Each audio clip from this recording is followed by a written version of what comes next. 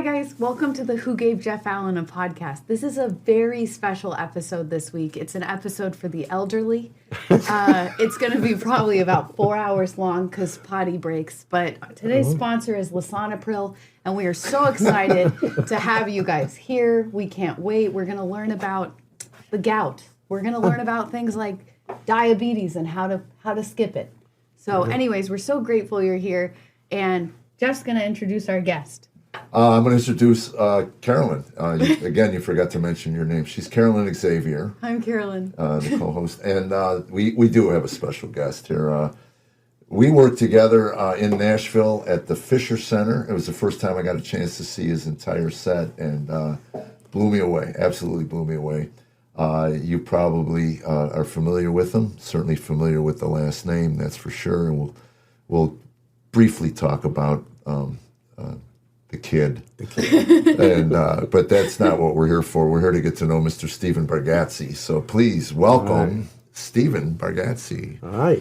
I'd love to know the question on who gave you this podcast.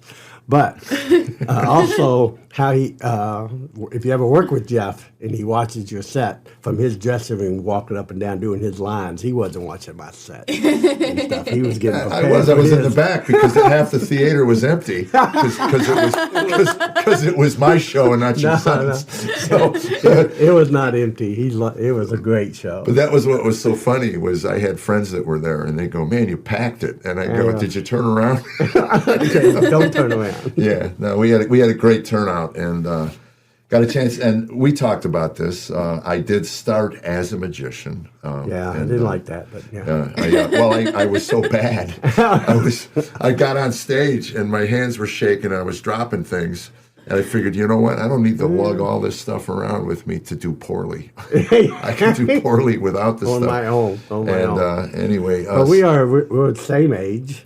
Yeah, so it's really amazing that we didn't ever meet up a lot going the way, doing things. But we were doing the same thing. I did the comedy club round, and you stayed out of them, which is odd because you lived through the boom. Right. I'm sure you were I offered. did the C version comedy clubs. I did the ones in the bowling alleys and the ones that was in hotels, and I didn't go out on the big chain. So I was doing all these little ones, but I was also getting a lot of work and doing corporate and banquets and all that kind of stuff. And you did clown. I started off as a clown. I got to tell you, man, when my son was 5, anyway, I called an agency in New Jersey, and I said, "Do you have a clown that drinks too much?" And they said, "No." And I go, "Then you're not our people." I saw my nephew at a birthday party with a clown. It reminded me of W.C. Fields. Right. He was drunk, and he'd be up there being a clown, and then he'd bend over to get a new trick set up, and he goes, "I hate these little punks." So that's what I was looking for, because the adults were hollering. The adults were on the floor, and the kids had no clue, and so I guess most agencies don't hire drunks. Which probably cut back on a lot of work you could have had. I could have had a career at that. I grew up in the 90s, and by the time I was the age of birthday parties, it was post-it. So nobody did that movie like tank that whole business? Tanked it? Clown? For a long time. How many years were you a clown? Nathan says until he was 12, which is about how long you would want your dad to be a clown. Because then all your friends start talking about it. Right. It's like, is that what he still does? But I started off as a clown. I don't know, it's hard to notice. It's not too hard, but I talk funny.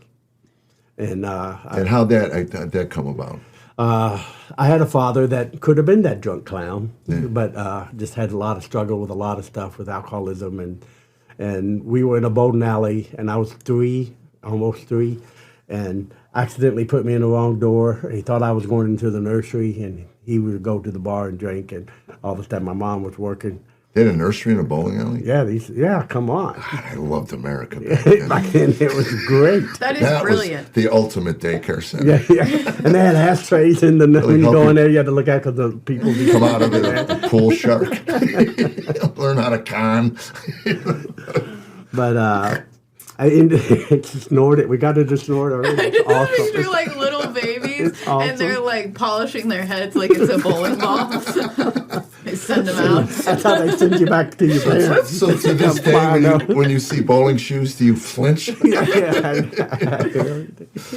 Oh my God. Okay, so you're you're 3 years old. He put me. I somehow ended up. He put me in this door. It should have been locked, but it was where the guard dogs. They had guard dogs that would run at night. They let them loose in the bowling alley instead of hiring somebody.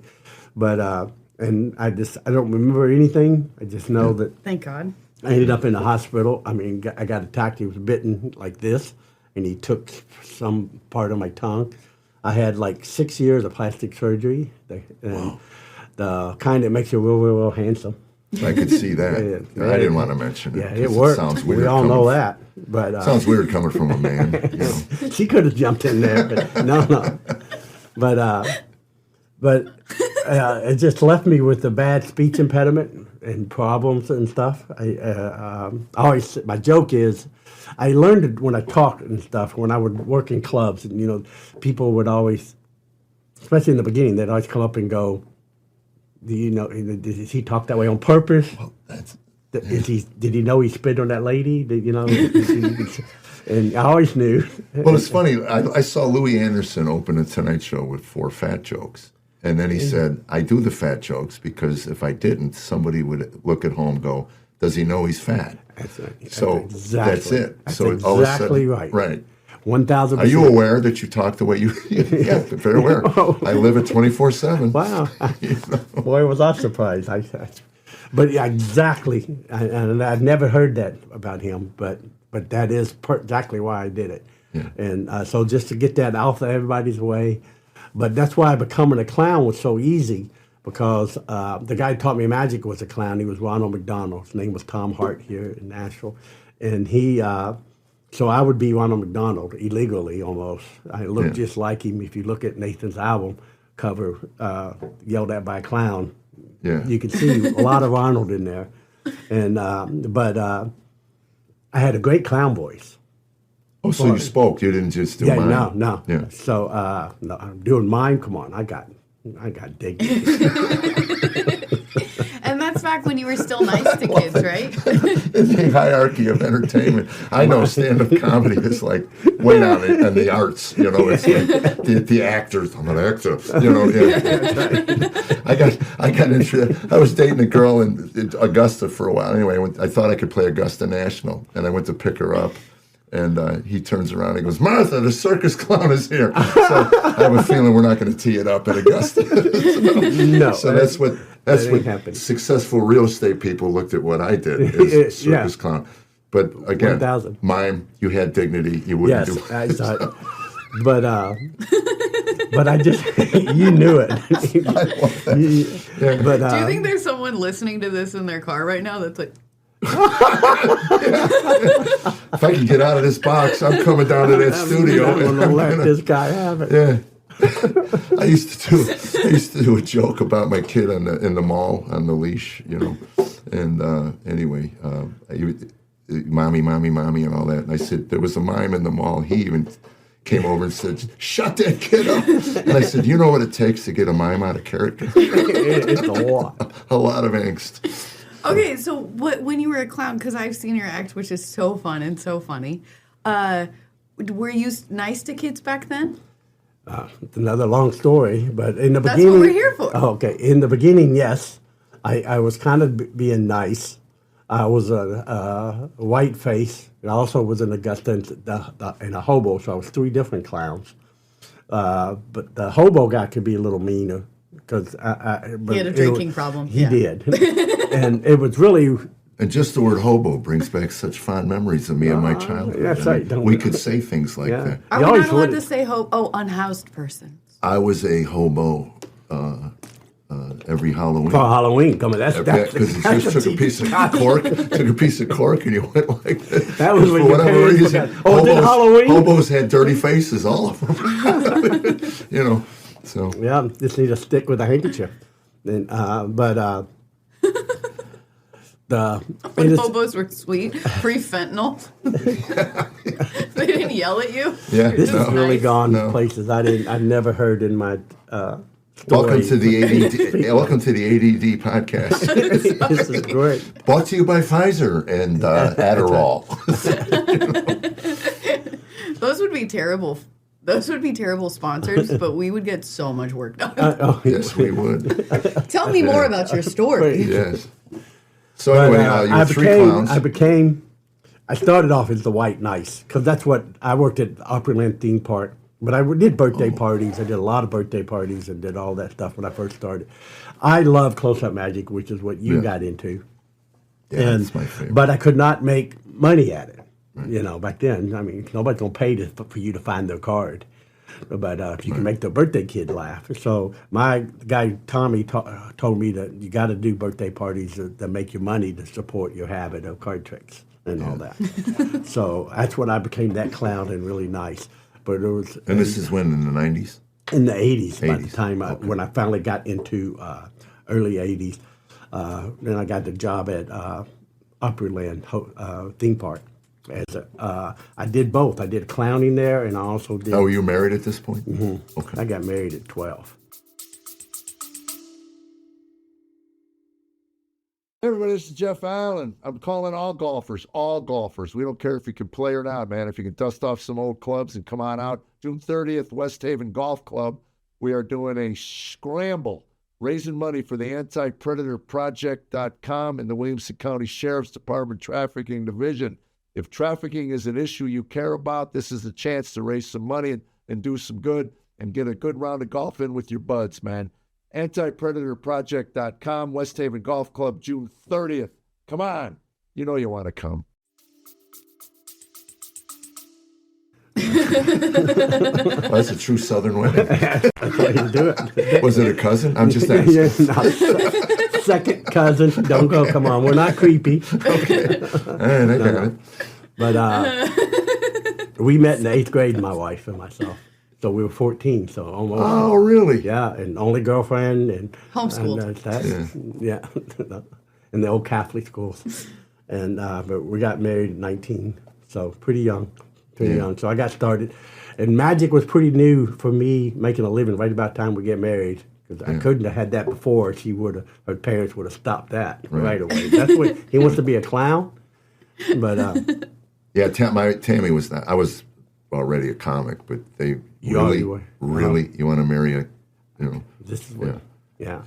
Well, just so everybody knows, Nathan's father-in-law also asked me, is how long do you think he's going to stick with this before he gets a real job? Really? Yeah. And it was, and I wanted it. And now he says, I told Nathan when he wanted to quit, you stick with it, man. Don't give up. You've got something. Yeah, I know how that works. This may work. Yeah.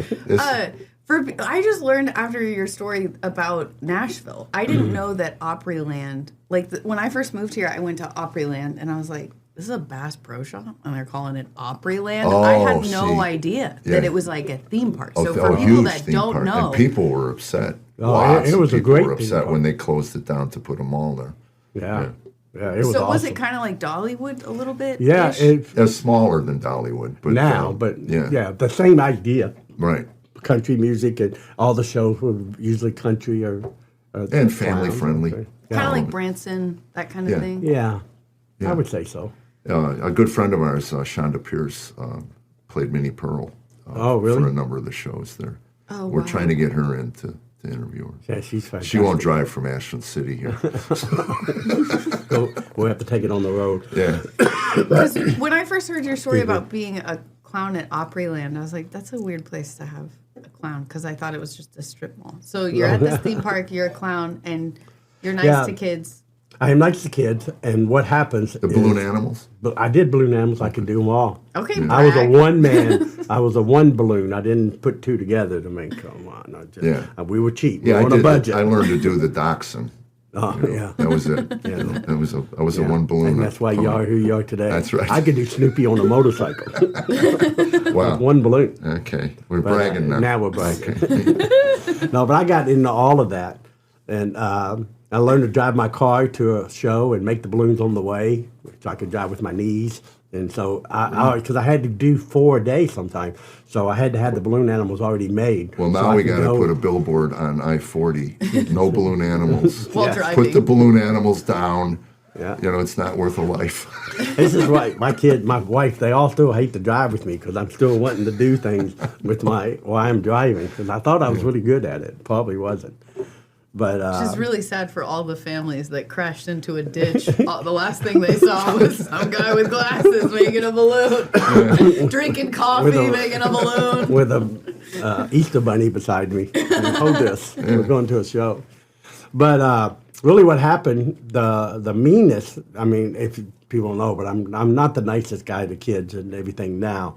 But what happened... In a hilarious way. What happened was this other guy, those two magicians that worked the season, and he got very lucky because his grandmother died. And my grandmother was doing really well at the time. So he got to quit because he had to go to a funeral and he was going to be gone for a couple of weeks. So they just said, you're done.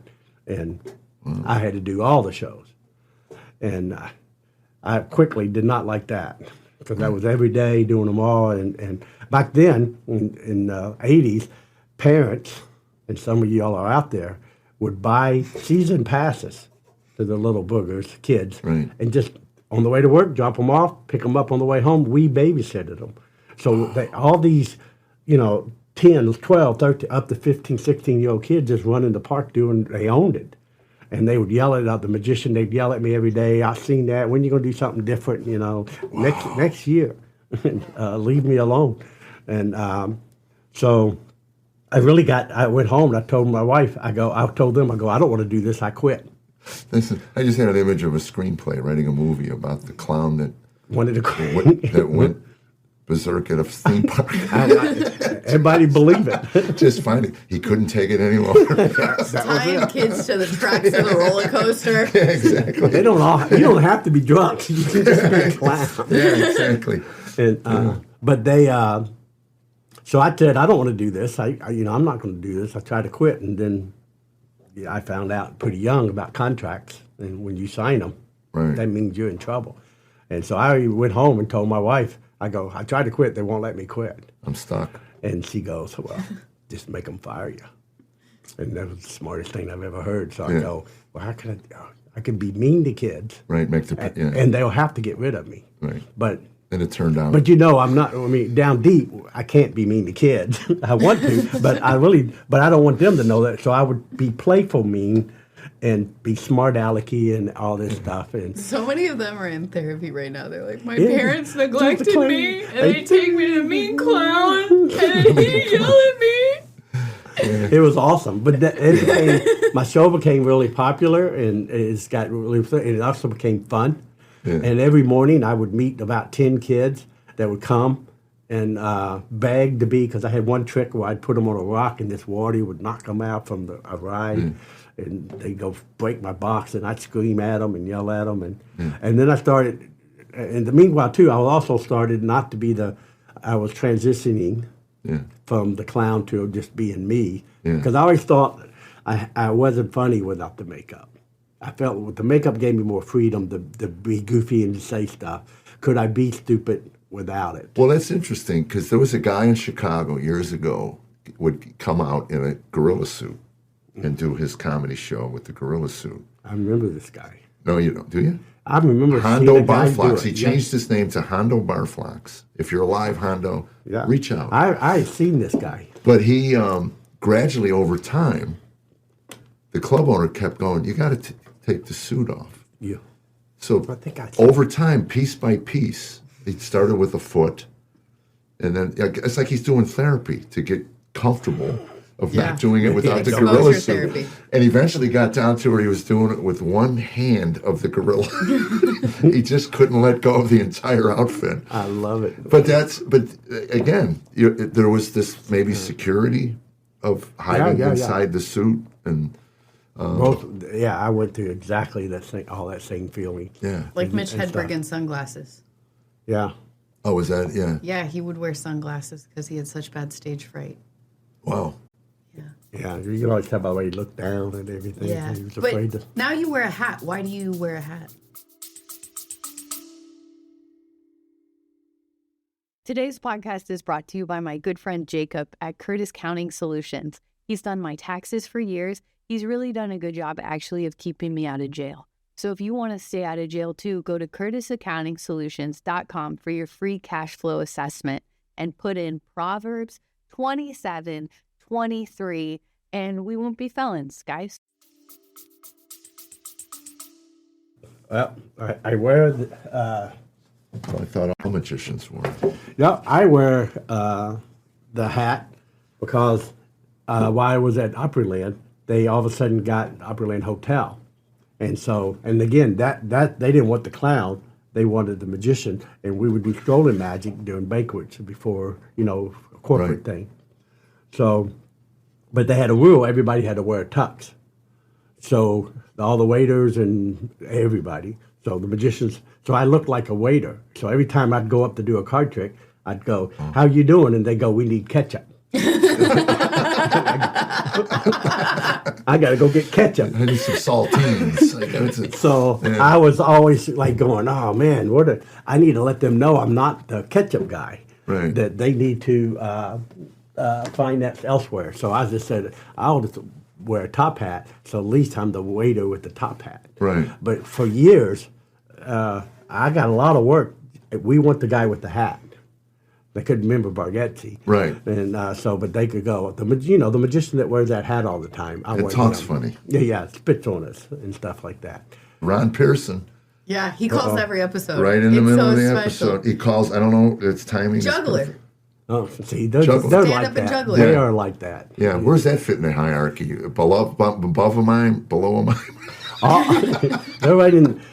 All jugglers want to be magicians, and they think they want to be better than they want to do something a little higher than they think they are. So that's how you can ask them, "What would you like to be?" And then you know where they are. But all magicians want to be jugglers, but you can't. I only know one guy, a guy named Charlie Fry, if you might know him, that the best at both of those worlds. Really? Most people are either really good jugglers and magicians, and or they're really good magician. And I juggled in my show in Opryland. Oh, really? I had one trick where I juggled, and it was funny. It was cute, and I got it out the other day for. I did a show for my granddaughter, and I did my life in magic. So I started off, and so I got that trick out to juggle. I don't juggle anymore. Right. I couldn't. I was going, "How did I do this?" Yeah. And I didn't want to spend the time that we learned even that simple little routine. Well, I was going to say, people don't understand the hours it takes to learn, even in magic, because, again, I dabbled in close-up. I was never adept. I learned some card tricks and stuff, but I knew, like, I tried to learn the bottom deal. Undetectable. You went to the hard stuff. Right. I wanted to learn to do that. I wanted to do a gambling demonstration, and I spent weeks. He wanted to cheat some of his friends. He's like, I dabbled in Texas Hold'em. That's what I dabbled in. Well, there was no Texas Hold'em when we grew up. But a friend of yours who did the gambling, he was on Hulu. What's the show? Delgado. Delgado. Good. Right. Fantastic. Yeah, amazing. I mean, and I read his book. I'd love to get him on here, but he literally cheated for money. He was a professional cheat, and where people were looking and watching and expecting someone to cheat, and he got away with it. So I spent weeks and hours trying to learn just one basic thing. So people don't understand when you do something that the key to successful close-up is to make it look easy, and you spend more time on the presentation so that you can present. But there's a deep appreciation I have for it. So I want to go back and smack those little punks that called you names. Yeah, that's what we do. All that. Have you heard of Richard Turner? No. Richard Turner, you look him up. The card cheat from Texas, he's blind. And I have heard of him. He's the best of all of that. And he can do that in any game. And who's going to suspect the blind guy to cheat you? And he'll wear you out. I saw what you did. I didn't. I didn't have a clue. What are you talking about? We were talking about the hierarchy. Because I feel like we always hear, stand-ups, and then I've heard Carrot talk talk about what a struggle it was being in clubs and stuff? It really was, and it's why I kind of quit doing the bigger comedy clubs because they were all all those guys were all coming out and they were there. And first couple times I'd get hit on about, no, you're doing the prop, you're just a prop guy. That's why I didn't want to go there. I went, well, they didn't, and it really wasn't the audience that hated Not at you. all. It was the other comics. And I've had those arguments with people, especially about ventriloquists and things. And I said, the job is to entertain. Whatever gift you've been given to entertain, that's the audience only cares about being entertained. Yeah. And this purity test, and of course, Tammy did tell me that if I was a prop guy, she would have never dated me. Yeah. I'm just saying. So it's a good thing I'm a monologist. I just had it with, I won't mention his name, but the couple of guys, I suggested a guy do something one time, just wear something to do it. And he just goes, I would never lower myself to be a prop guy. And this is a guy that's probably been in magic comedy less than 5 years. Really? So I'm going, how does he have that feeling? Because that's exactly what I heard when I was, was young. Well, Shanley did a prop on Tonight Show. Yeah. He opened his set he pulled a pen out with a chain connected to it. He goes, hey, these are free at the bank. And which is so funny because you know who created that joke? Didn't you create that joke? No, I used that joke. And Carollynn blamed every magician and said, we're all hacks and ripped it off. But the original guy is, I gotta forget the name, the old man that was real cheap all the time. Jack Benny? Jack Benny. Jack Benny's on the Par show, and he has to sign a check, and he pulls out the bank pen. It's attaches to himself, and he signs the check. Gosh. He puts it in, so it wasn't even Gary's. Right. But Gary did it on the Tonight Show and then yelled at all the magicians. But for me, when I would try to do clubs, you remember we remember that they counted your laughs. They would say you're not getting enough laughs per minute, and they actually had guys that would say, well, you got this many laughs, and I'm going, I mean, some kid that was counting the original people. You don't have enough followers. Yes. And real quick, for people my age and younger, banks you used to walk into, and they would have pens that were connected to this. There would just be this line it's like of an people. iPhone today. They would do a deposit slip, and what a deposit slip is. But and that's because we had money. real money. Yeah. Oh, I think you made me lose my train of thought. But Richard clubs, Turner. Struggling in clubs. No. With the bank pen. Yeah. So I am, magicians, we have process. I mean, before I can do and entertain you, you got to sign the card, you got to do this, we got to put it in the... So there's that downtime. And it was actually one of those guys that ran a club, I don't know, remember which knew it was, might have been Zany's here. He goes, do the bank pen thing, and you'll get a laugh while they're signing the pen. So you just need to add laughs to all your dead time. And then I wonder if it was Lenny. That'd be funny, wouldn't it? Wouldn't it be Lenny awesome? Sisselman? Yeah, it was the 80s, it was. Yeah. And my wife worked at a bank, so I got the real one. But then when I was there... She got fired. You know the bank tube they send out? And for the young people, there was no Amazon back in the day no. to just order it. That's right. What? They also have at banks little tubes that come out, and you put your money in it and just shoots it back up there like the Jetsons. Still fascinating. I love it. I like to put, how much coins can you put in there? But they threw one of hers cracked. And so I'm waiting. I don't know how I got in there, but I'm in there waiting for her to get off work, and so I had to pick her up. And then the trash can's one of those tubes. So I went, I need that. First, just to put stuff in.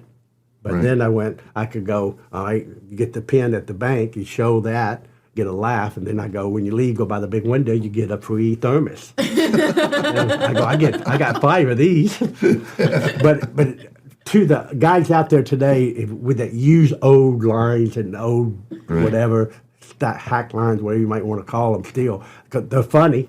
Right. It's kind of like, let me see your hand, which hand the clean hand. People still laugh at that. Yeah. But you got to add more. You got to bring more to the. Don't quit thinking. Is all I'm trying to say. It's just, you know, I think I took it to the next little thing. I kind of made it mine by adding the other stuff. When did you come up with the knife? Because that floored me.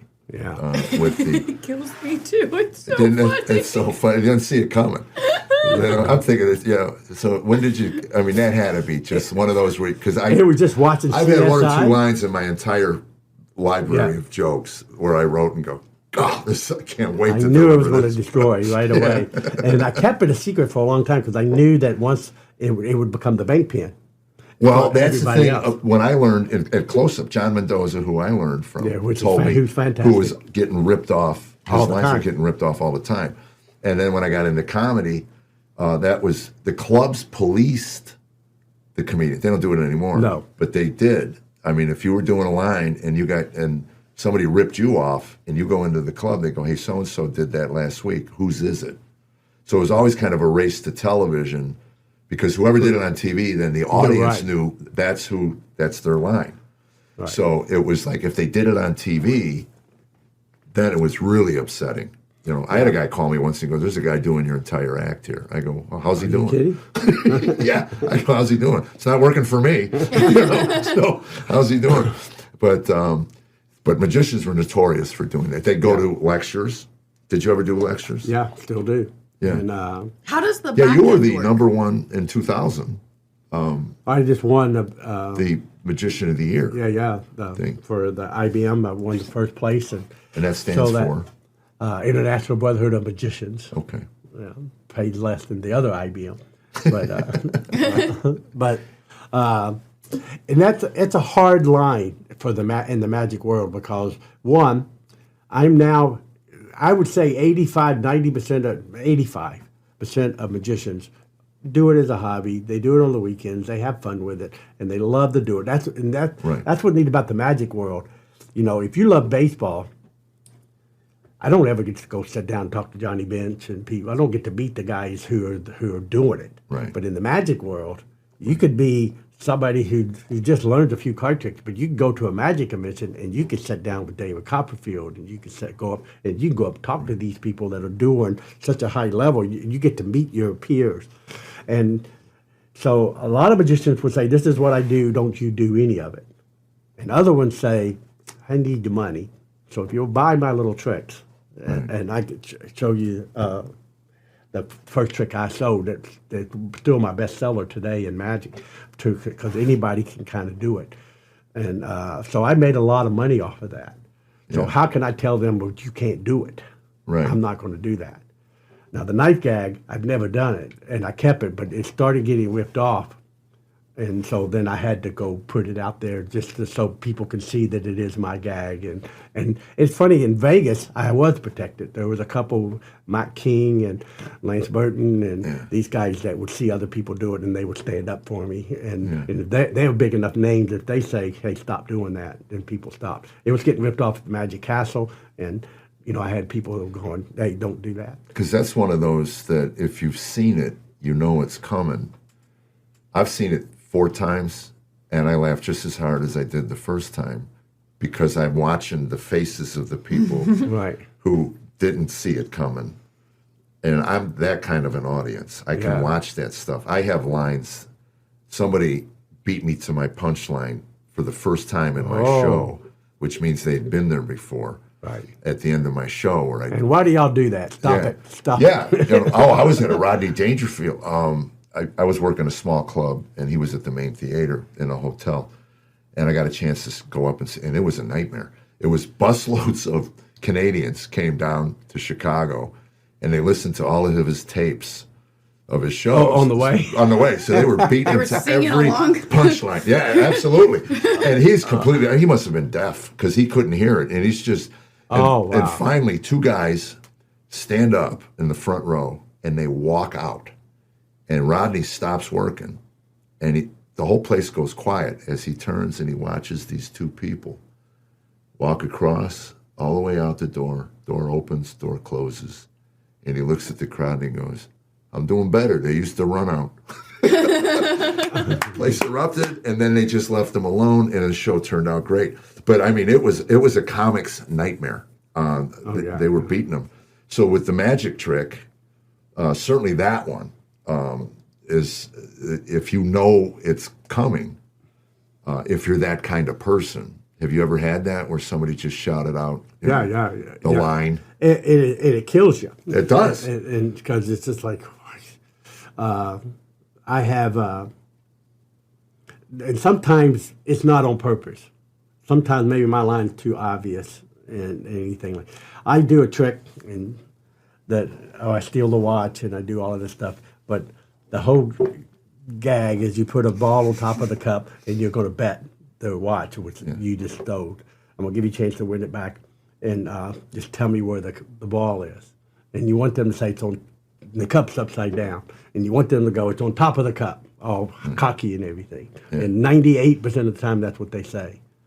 But if somebody's seen me, they're going to go it's on the bottom of the cup's upside down, which is my joke. It makes me win. I keep the watch and all that, so it's very funny. But when they say that line, most of the time I know it's because they've seen me.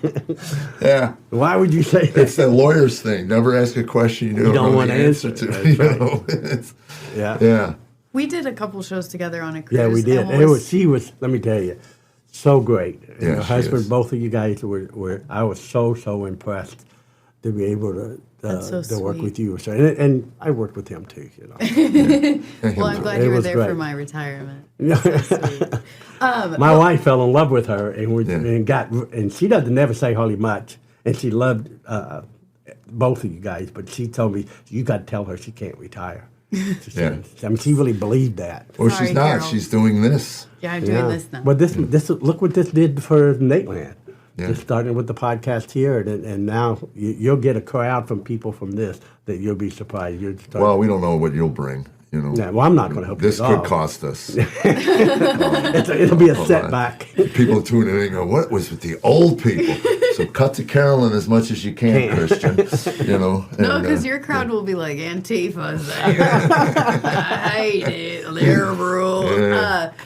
Okay, so we did this show together on the cruise, and I watched your show before the first show you did. You did 3 shows on the cruise, I think, and I watched the first one, and I was, like, blown away. Like, how does he do that? And then, because I don't know anything about magic, I was like, well, they must have, like, talked, or he knows them, or whatever. So the last night, he does another show. He grabs me out of the audience, and I knew what was going to happen because I'd seen the show. Still lay awake at night, like, how did he do that? Like, it's just whatever the inner workings are, the things that you have to do to get from A to Z. I mean, it blows my mind. Like it was unbelievable. So for people to rip that off, all of those steps, all of those jokes. And the problem, they don't always do it the right way. And that's what hurts you. They're doing it and they're not doing a good job because they don't know your process on how you got there. So they just do the line. Well, that's what bothers me about it was because as a storyteller, it takes, at times, they connect and it's just done. Yeah. And I'm working on one now 4 months, and I still haven't gotten it right. But when I get it right, I'll know it. And then if somebody just goes, oh, I like that. You take it. Yeah, and they eliminate the whole 4-month process of eating it and listening to nothing coming back and all of that just to get the phrasing right. Well, you know this within magic, it's the same way. When I learned magic, you had to learn it from another guy, like John knows for you, and a book, and you had to read a book, and there is not all the joke and the timing are in the book. And the instructions, imagine doing IKEA for cards, and it's like you're going. That was the problem I had, was trying to discern. Wait a minute, how do you, what do you, and you're which finger is it? Yeah, did they do this in a mirror and I'm looking at it backwards and I can't get it right? And now it's on YouTube? Now these guys, and there was a guy named Michael Lamar, and he's a great friend of mine. I love everything he did, but he took the best. The billboard guy? No. But he's a famous magician. He took all the like, here's 5 books. Great books. Here's the best 2 tricks out of every book. And put it out on a video and showed everybody. So now you had all these people doing what it took. I remember the trick called Triumph. Oh, yeah. And great trick. Yeah, great trick. It took me 10 years to find the secret and to learn it and to be able to do it. Nobody would share it with me when I was really young. They kept going, you're not ready. You're doing. So I'm doing it. I finally find the book that's in, and then I read it, and then he comes like, oh, here it is. I love how there's like some like real like brotherhood, like you have to have like a specific like honor level. You're not ready. Well, there used to be. It really used to be an honor code. You don't share your secret. You just don't. And so the internet's kind of killed that. Until you meet somebody that's worthy of hearing it. I mean, Delgado talked about it in his book, trying to meet one of the better card people. And it was like, I don't know, should I meet this kid? Should I, and finally got him, and then he earned his respect, and then he taught him, But, there was an honor thing. Yeah, and there's some great guys like that, Johnny Thompson and some older names, very funny, great people. It took them a while for them to accept me into their little group. They'd always be nice to you, but it wasn't until they saw me perform, and then it was like, all right, you're in. Yeah, because you've done the work. Yeah. And there's a respect there. Matt King, I remember he used to do the clubs. Yeah, he did. And did them well. See, he was obviously. doing it, a little bit after me, but he went the way y'all went. And I was too afraid to do that. And Amazing but Jonathan. Carrot Top was just coming up. Remember the Amazing Jonathan? I loved Amazing Jonathan. Yeah, he was. He's one. He was a monster in the clubs. Yeah, but he made fun of Matt. I didn't want to be him. Right. But Carl Valentine. Yeah, he loved made Carl. fun. Yeah, both of those guys, and I met him and became friends with Carl at the end. Not great friends, but enough that I could go, "Hey, Carl." Oh, that's great, man. But he saw me. This is my favorite story with Carl. So I'm doing San Diego, and I'm doing the Straight Jacket, and they had a orchestra pit between me and the audience, and I noticed down there was 2 mattresses. Why they're there, I have no idea. So I go, this is going to be great. I'll fall in it and land on the mattress, and nobody's going to see that, and I'll make it like I fall. And so Carl's in the show. But it was a ranked stage, and it was a magic convention, and 3 people fell off the stage. I was the first. So I go down at a fall, and now I actually really do fall, hit and broke 2 ribs, went down, flipped, landed inside on my back. Was this in the Straight Jacket? No, I was right before I got in it. So now I had to come back with a cracked rib and get in the Straight Jacket and do it, which is the worst in my life. Yeah. And that would be so but after painful. the show, Carl comes up, he goes, I have to say, kid, best prat fall I've ever seen. But you're going to get hurt if you keep doing it that hard. I know. And he preached that at me for 10 minutes, and I'm going, I can't raise my arm, but I'm not going to let him know that that was an accident. I had to act like, I've been working on that flip. So he really he had tons of respect for me, even though it really, I didn't deserve any of it. And for all the people watching this that have no idea who Carl Valentine is, I guarantee you he's got stuff on YouTube. Oh, yeah. YouTube his name and go watch it. It's one of the I used to watch him on The Tonight Show, on Ed Sullivan. And very funny. Very funny guy. I would want to be more like what my kids turned out to be. I didn't want these guys, Jonathan and them. Jonathan could do magic. It's good, but his act made fun of magic, kind of. Right. Like, this is what. And Carl's whole act was everything went wrong, nothing worked. And but you have to be adept at something to do it that well. It was like Norm Crosby taking the English language and chopping it to shreds. Can you imagine the kind of vocabulary it took to do his act? That's right. Yeah. Yeah, so that's exactly you know what it was. I wanted to go. I want people to go. I want my character to be. He's an idiot. He might not all the way be there. We don't know if he's really sane or is he really. Does he believe this? But then they go. But how do you do that? Right. Like what you just said at the end. It's kind of this is all stupid and dumb. But then how do you do that? I wanted that. How do you do that? But every single thing you do, it's so funny because like. I've watched some magicians before where it's like, the ta-da moment. Yeah. And it's like, like it's this big deal. Yeah. You totally gloss over the like big, and you just keep rolling and people are like, he's not going to mention that you just did this crazy thing. And am I allowed to talk about how the show starts? Yeah. Which ties into my next question, which is how did you get into magic? But like, at the opening, when you're cutting those things and you change the story to fit your mistakes, he's like, for people that don't know, he has all of these pieces of rope, and he's like, this magician in high school, I saw them do this trick, it was amazing. And then he cuts it, and it's like, let's say it's 4, he cuts it, and then he's like, 4, and then 1 and 2. Like you take this moment where you count and then you drop one and it's like accidentally. It looks like accidentally. It looks like he accidentally, and he's like, he was really tired that day and couldn't bend down to pick it up. His back hurt. Yeah, which is a struggle. But anyways, and then I'm going to put it all back together, a little shorter. And then you just kind of chuck it, and you're like, you probably should have hired him. He was way better at this. Anyways. Yeah. Yeah. Like, Absolutely. okay, so that was, is that real? That's how you got into magic, by someone doing that trick? Somebody doing a trick, yes, but maybe not that one. But the X trick was one, the first ones I saw. The one I do after that. The rope trick became because I started filling in for Mike King in Las Vegas, and he was kind enough to let me go over there and fill in him at the Harris Hotel. Wow, where I he didn't was know at. that. That's great. And so I did that for about 10 years. I'd go in, 2 or 3 times a year and do a week for him when he was gone. But they put signs up, but half the audience doesn't. They don't know. They bought tickets or they got comp tickets or whatever. Right. They're there to see Mike King. I always told Mike, I could go out there and say I'm Mike King, and 75% of the audience wouldn't know the difference. They don't know who Mike King looked like. But so I would go. They go, ladies and gentlemen, Mike King is not going to be here tonight. Performing is his guest, and then they announce you. But what the whole audience, as soon as they say he's not there, the audience goes, oh. And they start looking for, like, how can we get out of here? This could be really bad, and we need to go. Yeah. So I needed something to make them. So at first, I remember with Harris across the street from Caesar, they'd go, Mike King's not here, and the crowd would go, oh. And I'd jump out and go, look, I didn't want to be here either. I wanted to be at Caesar's. And I'd jump back out. I thought it was funny, but they didn't know who I was. They were going they're going, what? Exactly. What was that? So that didn't work. Yeah. So then I came up, there was a guy, Heba Al, used to do the rope trick and just say, I don't know how he does it.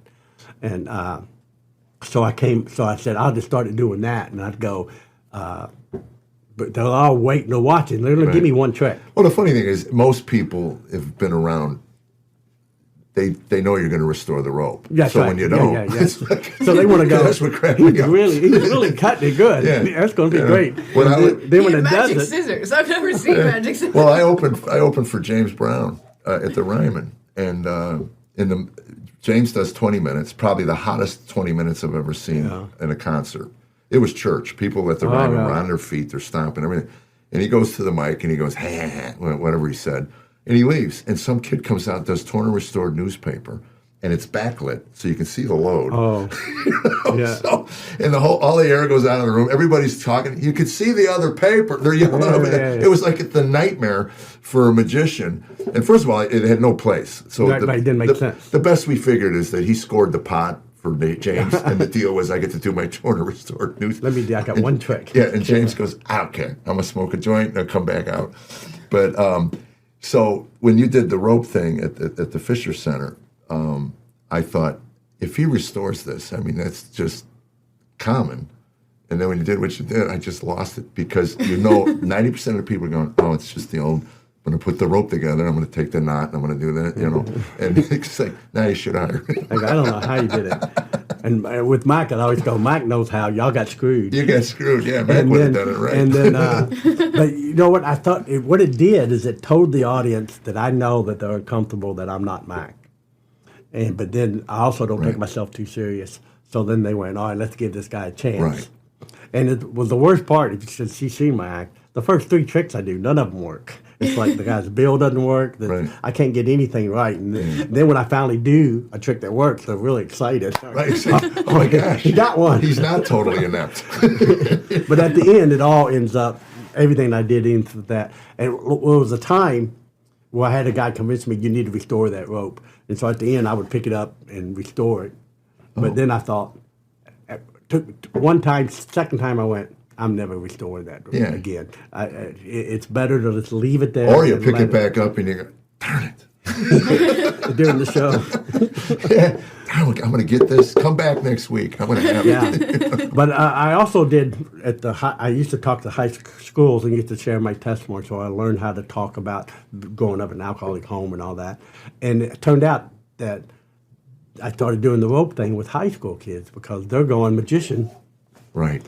And so now they're watching really close, and the rope thing just did something. Right. So that's why I'll always keep doing it. It just released them to go, all right, this guy doesn't take himself too serious. That's the point. And Tammy, my beautiful, lovely wife, is one of those audience members that takes it personally if you fool her. I said to her, it's not a game, sweetheart. They're not sitting there trying to humiliate the people that are watching. The whole point is to distract you enough to where you say, God, how did he do that? You know? So when we were at House of Cards, which, by the way, the guy that was performing was said he was a very good friend of yours. I didn't believe him. Okay. Because I said, Stephen's the most antisocial human being I know. You have no good friends. Caroline. Yeah. So anyway, let's get into Carollynn. Carollynn. Everyone does it. It's know. Carollynn, which I know is Which hard is to my remember. wife's name, 'cause so it's how can half I your remember? wife's name. Yeah. But Caroline is from the song. Right. That's right. So Caroline, Sweet Caroline. And you're not sweet, so I should be able to remember it. What you think? Yeah, absolutely. She's vicious. And for an Antifa, she's okay. Ex-prisoner, ex-con. You know, that's part of my prison ministry was bringing her into this. Oh, great. Your testimony. You and I kind of share similar, upbringings and stuff. And we were talking off air, and now we're going to talk on air about going forward with your career. Obviously, Nate has given you more visibility, Right. Which is really kind of cool because I kind of experienced that with Dry Bar 5 years ago. Yeah. Where'd this guy come from? That's right. Holy And cow. your whole life. I've been you've around since doing it. 1978, and then it's like, holy cow, where did he come from? And then I got away from... I just on that, really good friend of mine and a fan that comes to all my shows, texts me the longest text about, we just found this guy, Jeff Allen, on Dry Bar. You've got to see him. He's got to be the next biggest thing. and that was within a month ago. Oh, really? She told me all that. Well, that's interesting. And I was just going, well, Jeff's been around a long time. Right. It's your fault for not knowing him. Yeah, well, look at, But it's amazing. You did. You got a whole new group of people. Well, they called him in, and that's where I did almost 20 years of churches. So Wow. if you want to disappear from the public eye, Right. go Cruises into and churches. churches. Well, that's it. It's because it's And what kind of- their own what kind little of islands. program? It's their own little islands. What is it? Clean comedy night? Well, I or did is no. it- Well, I was the outreach. The goal was to get them in. I make them laugh for 45 minutes, and then I would share what the fall and the redemption and the restoration of God's love in our lives. And our story it's all over. Believe me, people who come to the clubs, they rarely, if ever, say, "Man, you're just it's we love your story. We found you because of the story." Wow, that's awesome. And I wanted to do outreach. I didn't even know what it was. When someone said, you need to do outreach, I go, what's that? Well, people bring in lost people and you. So I always looked at what I did as a seed planter. I just throw seed. I'm not looking for altar calls. I'm not looking for people to respond emotionally to what I do. Right. I'm just telling you, this is where I was. This is what happened. And then one day, and again, the argument, does Christ capture you, or do you make and I don't even want to get into that. I just know that when I was lost and now he's found. I love the testimony of the blind man because the Pharisees come to him and go, what did he do? I don't know. I was blind and now I see. But no, did they hocus pocus because we think he's demonic? No, I don't know. I was blind and now I see. Right. And that's my testimony. I was blind and now I see. And I got to the point where I wanted to share that with the world, and I still do. I've gotten a lesson. You do that now outside the church in the club, the book right? has given me permission to do that because I don't want to blindside anybody. I know how this culture is. So if I get them to buy the book and then they see, oh, Jesus is in here, I get an email, you Christians and your Jesus, So I just want to tell people up front, this is, Do they spell it like that? Jesus. In the Jesus. So we were talking. And that's where your head is. That's where your heart is, is sharing the gospel. I have a different, because I did this when I was younger with younger people, and I'd go to youth. I spent a lot of time with youth. And the thing about, I just wanted, same, this is the way I was. And when I was first started ever trying this, I spent too much time there. And I realized it's not, I was a jerk, and that's all you need to know. I don't need to know. Well, only to kids at Opryland. But. Yeah, those kids. But believe me, I was a jerk. No, but that's what I did. Bill Gaither told me once, I've never seen anybody go that long in a testimony and not mention Jesus' name. And that was eye-opening to me. It was he was right. I spent the last 5 minutes talking about Right. So I went through all of that way. And then if I ever gave an invitation, people would come up, teenagers and younger people would always come up and go, I'm thinking they're going to go, your testimony's so great. So how do I pray or whatever? And they go, how'd you do the bowling ball trick? And how'd you do this trick? And so they're just there to meet that celebrity who they think is a celebrity. So I always went, I'll never do that. I say, I'll talk, I'll share. You get somebody out there to do it. If you want an invitation or you want to invite them to your church, you do that. I don't want to ever be a part of that. And sometimes I think that's not the best policy, but that's where I ended up. But then now with Nate, I've had a great life. I mean, God's blessed us and our family and everything. But I've had the applause. I've been blessed enough to do win the awards, make the money, have enough money that I raised a family, and I raised 3 great kids. I got 7 great grandkids and all that stuff. I don't need any of that anymore. I think I'm where you are now, where I think every show should have something that I'm giving them more. Right. About who I am and who God is and what He can do. Well, when I started with the church, God put it on my heart. You have to give something back. They're paying you with tithes and offerings. Wow, never thought of that. So, what are you giving in the form of ministry? And all I had was a story. That was it. I'm not a biblical scholar. I try to study. I need people to interpret things for me, explain things for me. I have an intellect on certain things, and biblical exegesis is not one of them. But I had a story, and it was honest, and it was from the heart, and I never once wanted to leave them with the impression that I got it all together. And the show we're working on based on the book, we're hoping that we can convey that story. What an honest walk with Jesus looks like from a broken human being. Right. And it's this stumble, stand up, right. Stumble. It's not a straight line trajectory to heaven. It's this. And the blessing I've been given is that in the clubs now, people are able to bring their lost friends, which they wouldn't come to a church to see. No. So for the longest time, I had half an audience that would go to the church to see me, wouldn't go to the nightclub because alcohol was served. Right. And then I got the other half that won't step foot in the church because it's church. Alcohol's not served. It's not served, right. And unless you went to communion, It's just not enough. It's not enough. Hit me again. So there was this this split within the people who liked the comedy. Right. And well, the comedy's good. But you're at a point now because of the exposure you got, where one, you can pick and choose your work a lot better. Right. And you know what? Credit to Nathan, my son, who at first, when I started going out with him, I wanted to...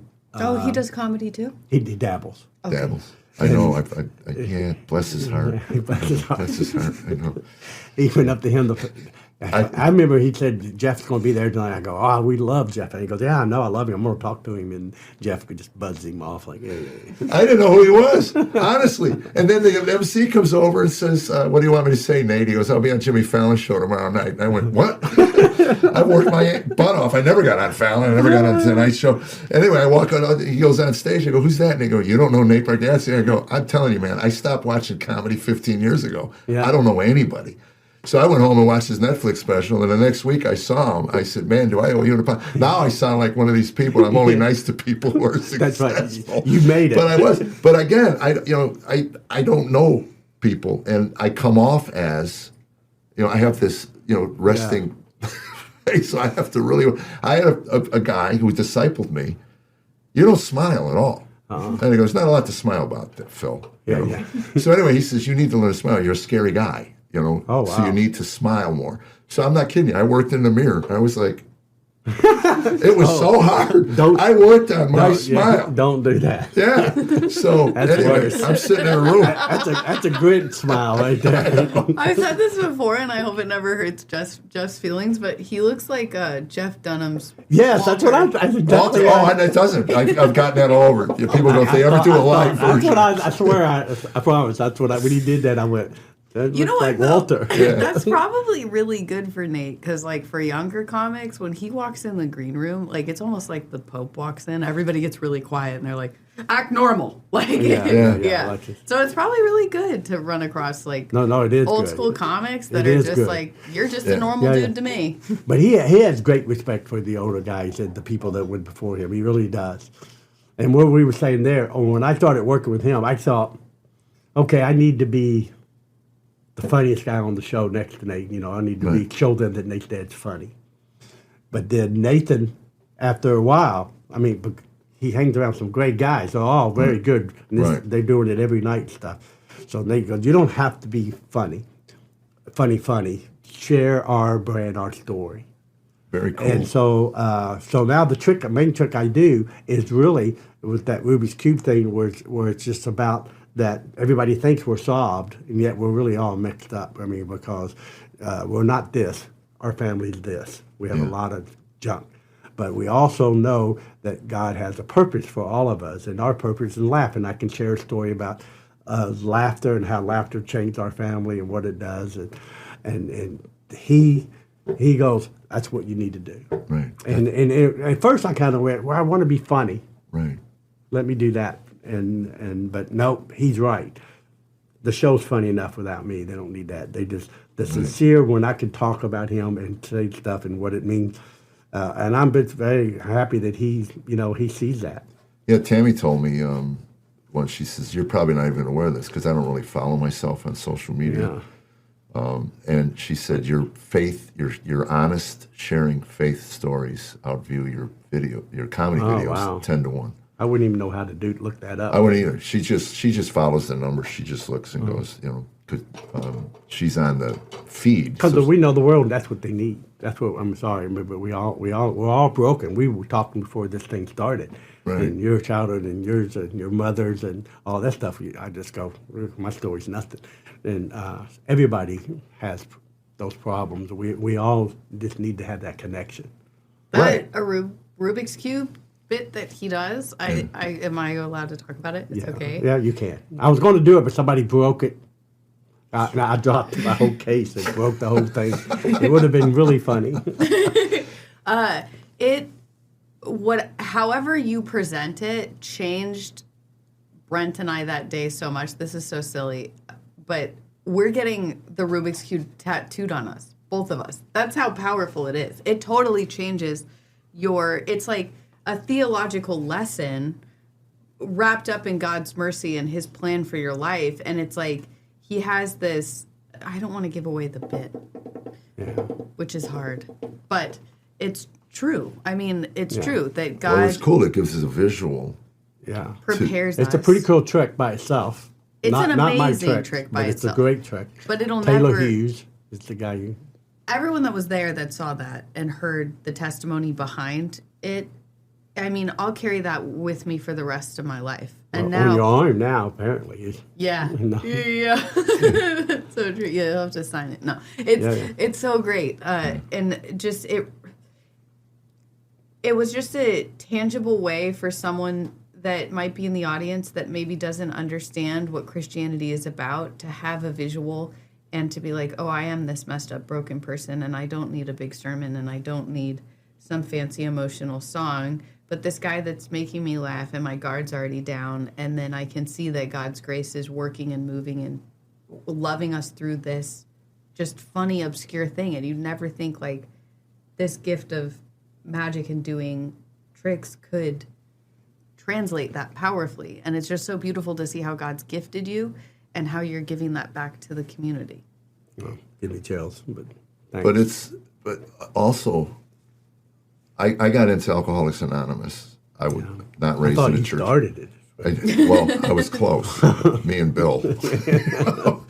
Yeah, but I didn't have the baggage of religion that so many of these people have. My wife was raised by deacons that Monday through Saturday were not kind. So when the gospel came to me,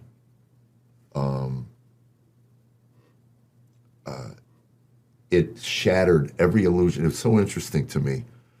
in my comedy act during those years, in my 30s, I made fun of all of those televangelists, every last one of them. And after becoming a believer, God put me in their employ. I worked for every one of them. Oh, wow. From Pat Robertson to Jerry Falwell to Copeland. I met them all. And were you raised in the church? Yeah. By people who didn't actually live it? Or Well, no, my parents didn't go at all, and but they made us go. I just went to Catholic schools, and that was just everybody did. And I got in a lot of trouble as a kid and stuff like that. So if you got in trouble, you had to be altar boy. You had to do it. We had a convent, so you had to be a altar boy for the 6 o'clock mass at the convent. And then school would be, starts at 7:30 or 8. So I would walk. So I was always, that just became my job. I just thought, I'd just go, all right, I'll be it. Because I'm going to do something next week. I hit a nun with a chalk eraser once. I went just to be funny. So I throw it, and I'm right here. She turned around and went with chalk all over. So I go, 2 months, I'll be there. That was me. I used to assume the position. I used to just grab the desk and bend over, and you go ahead, get the wax out, let's go. But I'd get the wax, and I had to be the altar boy. But I also had some... That's more painful than the wax. There's something so sad about being an altar boy, which is such a gift and a blessing, that they were using it as a punishment. That hurts me. Well, they knew their kids. They did. I just love the idea that you had a little steel lunchbox and you're just like going to work like a little factory worker. Good morning. But you get to see the nuns in the wild. They would not have their hair. They had real hair and stuff like that. I used to freak me out. Yeah. But I had some awesome nuns. That's good. Make me cry. They loved me. They punished me, but with love. They hugged on me and they did that and they'd ask, but then they beat me just as bad because, who cared? That's part of the love. Yeah, smack, get over here. You know better than that. Yeah, I know, sister. I'm sorry. Yeah. To the millennials. It was a rough life. We know we got beat by our neighbors could beat you. I know. You did something bad to your next door neighbor. I had to hit your kid today with a stick. Well, it's okay. That was one of the things where I said, if you got in trouble at school, you didn't go home and tell your parents you got in trouble at school because my father, I always used to say, my father punished first and then asked. Yeah. So I'd go, I got detention at school. Why? That's right. Exactly. Yeah. So you kept it to yourself. You didn't want them to know. And my parents always sided with the teacher. Always. They hated me. I knew it, and they'd go, they don't hate you, just stop it. Stop it. We're tired of the phone calls. We're tired of having to go down. So the last thing you wanted was your parents to have to get in a car and drive to school. Oh, the worst. That was... Okay, but to be fair, for the millennials, I had to sit in timeout, and I had to pull a tag, and some days I wouldn't get a gold star sticker. So, wait. Bless her heart. My timeout was in a closet with a lock on it, so I was in there to get out. In a hot box. It was 22 feet below sea level. It was for real. Behind the thing, they put me in there, and they went to lunch and forgot me in there. And so I was in there like for 2 hours. That was an hour first for that, escape and I trick. come back from lunch, and some kid, I go, I'm out. But so there was nuns that were good to you. Even the mean ones were good to me in a way. So for that, I always told a story. I remember, and I was altar boy again, 3rd, 4th grade. Supervisor. It's just a shame that all that skill couldn't have been used to make like a vocation. Yeah. Put it on your resume. Yeah. That was which means you're a troublemaker. Anybody that knows, we're not hiring you. He was an altar boy 7 straight years. I did midnight mass once as a kid, and I remember no need to get home. Second shift. I worked midnight at the factory. Those midnight masses are tough. Yeah. But I remember someone gave me a cupcake or something, and I just remember I took it and I put it on the altar and just said, we're going to celebrate your birthday, me and you. And I gave it to God and left it there. But I just remember I had that love of God. Didn't know him like that. I knew of him. I could tell you who he was and his story, but I didn't know him. But I always, even as a kid, had that. So when was the moment? Was it a tragic moment or just Accepting Christ? Well, that the true where the revelation. I always said I wanted an explanation for years. What I needed was the revelation. The revelation came point. years into it. Right. And when that hit, I knew it. I knew the moment. Right. And I could tell you where I was and where I was at in my life at that time. Right. Mine was definitely a process too. Because again, that part, I didn't understand what was happening. So I go to not a Catholic church, a Baptist church, and they're yelling at me. It's like I remember, how did this guy know about my life? They're only talking about me, and I'm the only one. But I didn't hear the gospel. I know preachers think you hear it. I didn't understand it. I just felt the Holy Spirit. I felt my heart beating real fast, and I'd seen Price is Right. I know if you go down, you get something. So I thought, I want to see what they're doing down there. I love that. He had a big yellow name tag. I was looking for that gold star. Maybe something will happen. Yeah. So I really just went down to see. And this church, bless their heart, they just said, all right, man, you're a Christian. Cut that hair, quit listening to your music. And they gave me all these rules. Well, okay, I could do that. Really? And I did that for a while. And dressed like them. They'd give me their old mothball clothes because I was a hippie and all that stuff. So I tried to be what they wanted me to be, but still not knowing and truly understanding what grace was. And I actually, even with the school and all this stuff, but it took me so long to really figure out. Because I remember talking to some other people from Latter-day Saints, and they were, if you wanted to know about Jesus, I would go, I got a guy that can tell you. You come talk to my pastor. Right. And I would always, that was always me, either through college, school, and everything. I took them. I never could do it myself.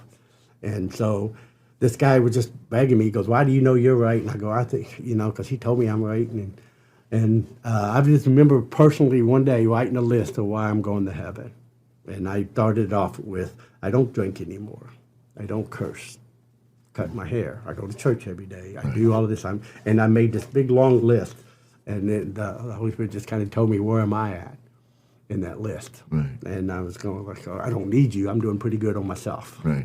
So that was my eye-opening moment when I realized, why can't? And at that time, I'd given up magic because a guy in the church told me it was wrong and all of that stuff. And so that was the only good thing I ever had that well, I think I it was could do the that nobody else. sacrificing goat bit was a little uncomfortable. I just don't like goats. Nothing to do with this. But that was my eye-opening moment when I realized that list didn't involve him. Well, that's it. When I was being discipled by a Christian, basically he told me, he said, it's pretty simple. It's Jesus. He said, yeah. When someone says it's Jesus, but you got to do these things. Yeah, the but. Then just run. It's not. And I was 5 or 6 years in to this walk and realized I was still behaving in certain ways, and I couldn't stop. I was just, and I was ready to chuck it. I just said, I can't do it anymore. And a friend of mine said, so God's grace isn't enough for you. Yeah. And I said, what do you mean? And he goes, you keep trying to work your way in there, man. Right. And so here I am, never raised in a church, never was given that baggage that people had, the religious baggage. And within 6 years, I was a full-blown legalist on my own. It's naturally human to think you can work your way into something that's freely given to you. Right. And it's hard to get my head around it because of the self-esteem issues of why would he? That was what used to break me all the time. When I finally hit me that I needed Jesus, I looked at my friend and said, why would he want me? Yeah, right. Exactly. And he said, what are you saying? I said, blasphemy. I denied him. I cursed him. I did all that. And he goes, yeah, so did everybody else. And he still went to the cross for us. And it's a beautiful picture of when he looks down and he says, forgive them. And it's hard because we want to figure out the formula to have the utopian life or the peace. And I realized that the peace comes amidst the storm. I love the picture, we've all seen it, of the bird in the crevice and the rock. Oh, yeah. In the storm. And God is protecting the bird from the raging storms. And that's the relationship that I want with my Lord and Savior. I want to be able to just be comforted knowing that he's there. The promises are true. In order to know that, you have to read the book. You have to study the book. So you got to the point where it was about grace. How old were you? At that time, were you raising kids at that point? Yeah. Nathan was already probably about 4 or 5. But again, Nathan always jokes about that when he was born, we were the most Christian. So I in the beginning of his birth and everything, I was working it. Yeah. I was trying to work it, and I worked it. I mean, I did, you can look at my life, and I wasn't doing anything wrong. I was trying to be super nice and just trying to make him, because I kind of felt like my name may be in the book, but he's got an eraser there, and he's just kind of gradually going, well, that ain't too good. That ain't too. So I was, what would I do? What could I do to earn this? And then, but once I gave it to him and just go, he likes me, warts and all of this stuff. And then everything just opened up, and he gave me back the magic. And I don't regret to this day quitting magic when that guy told me to. It was the most important thing in my life. It was what I wanted. I thought I had to be this guy. I spent all my money, time, effort. Right. It was my God in a way. But so for me to walk away from it all was very important at the time I walked away. And I walked away for about 2 years before then, when all this was happening. So you didn't touch cards or anything? Nothing. Really? Yeah, I came back here, and we were starving. They were Bennigan's, a restaurant here, had Halloween thing, and they go, just come do card tricks, give you $100 a night. Well, in the 80s, that's like $100 million. I was going, $100 a night? I can remember some card tricks. Yeah. And so I learned 2 that I used to do that was really good, and I started doing that and making it. And so then I saw Andre Cole. A lot of people might not know him, but he was a Christian. He used to do Campus Crusade for Christ. And I went and saw him. He did, and I still model my shows like him. He did an hour and a half show. He did an hour of just pure great illusions and everything that Copperfield and all these guys do his tricks. And then he would say, we're going to take a break, and we'll come back. I'm going to share my life, how I changed in God, and then I'm going to do this unbelievable trick. That's how he kept you. He's going to do this. So you would want to go see that last trick, but then you had to sit through him, the gospel, and him sharing.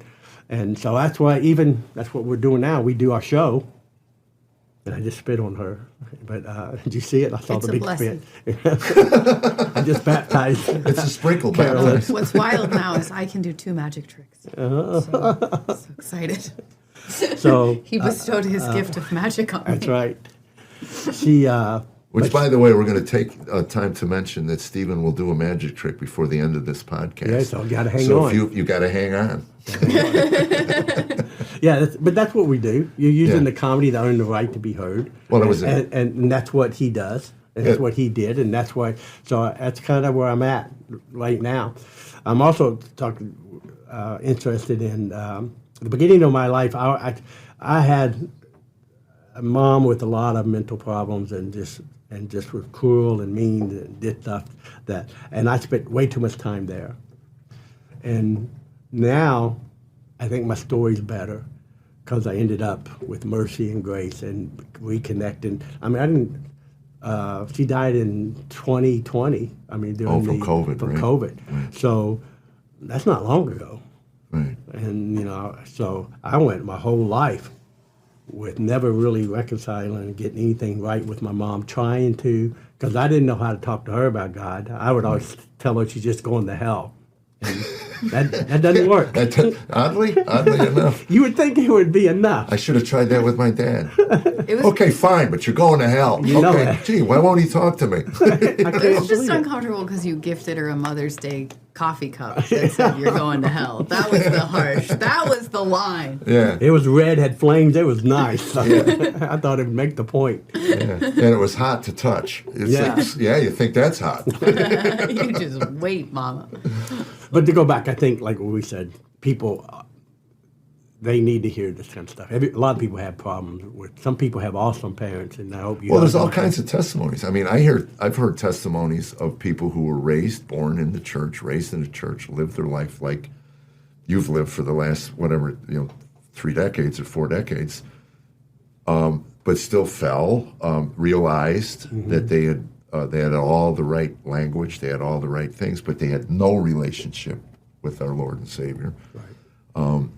And I love the movie The Apostle with Robert Duvall because of the way he prayed to God.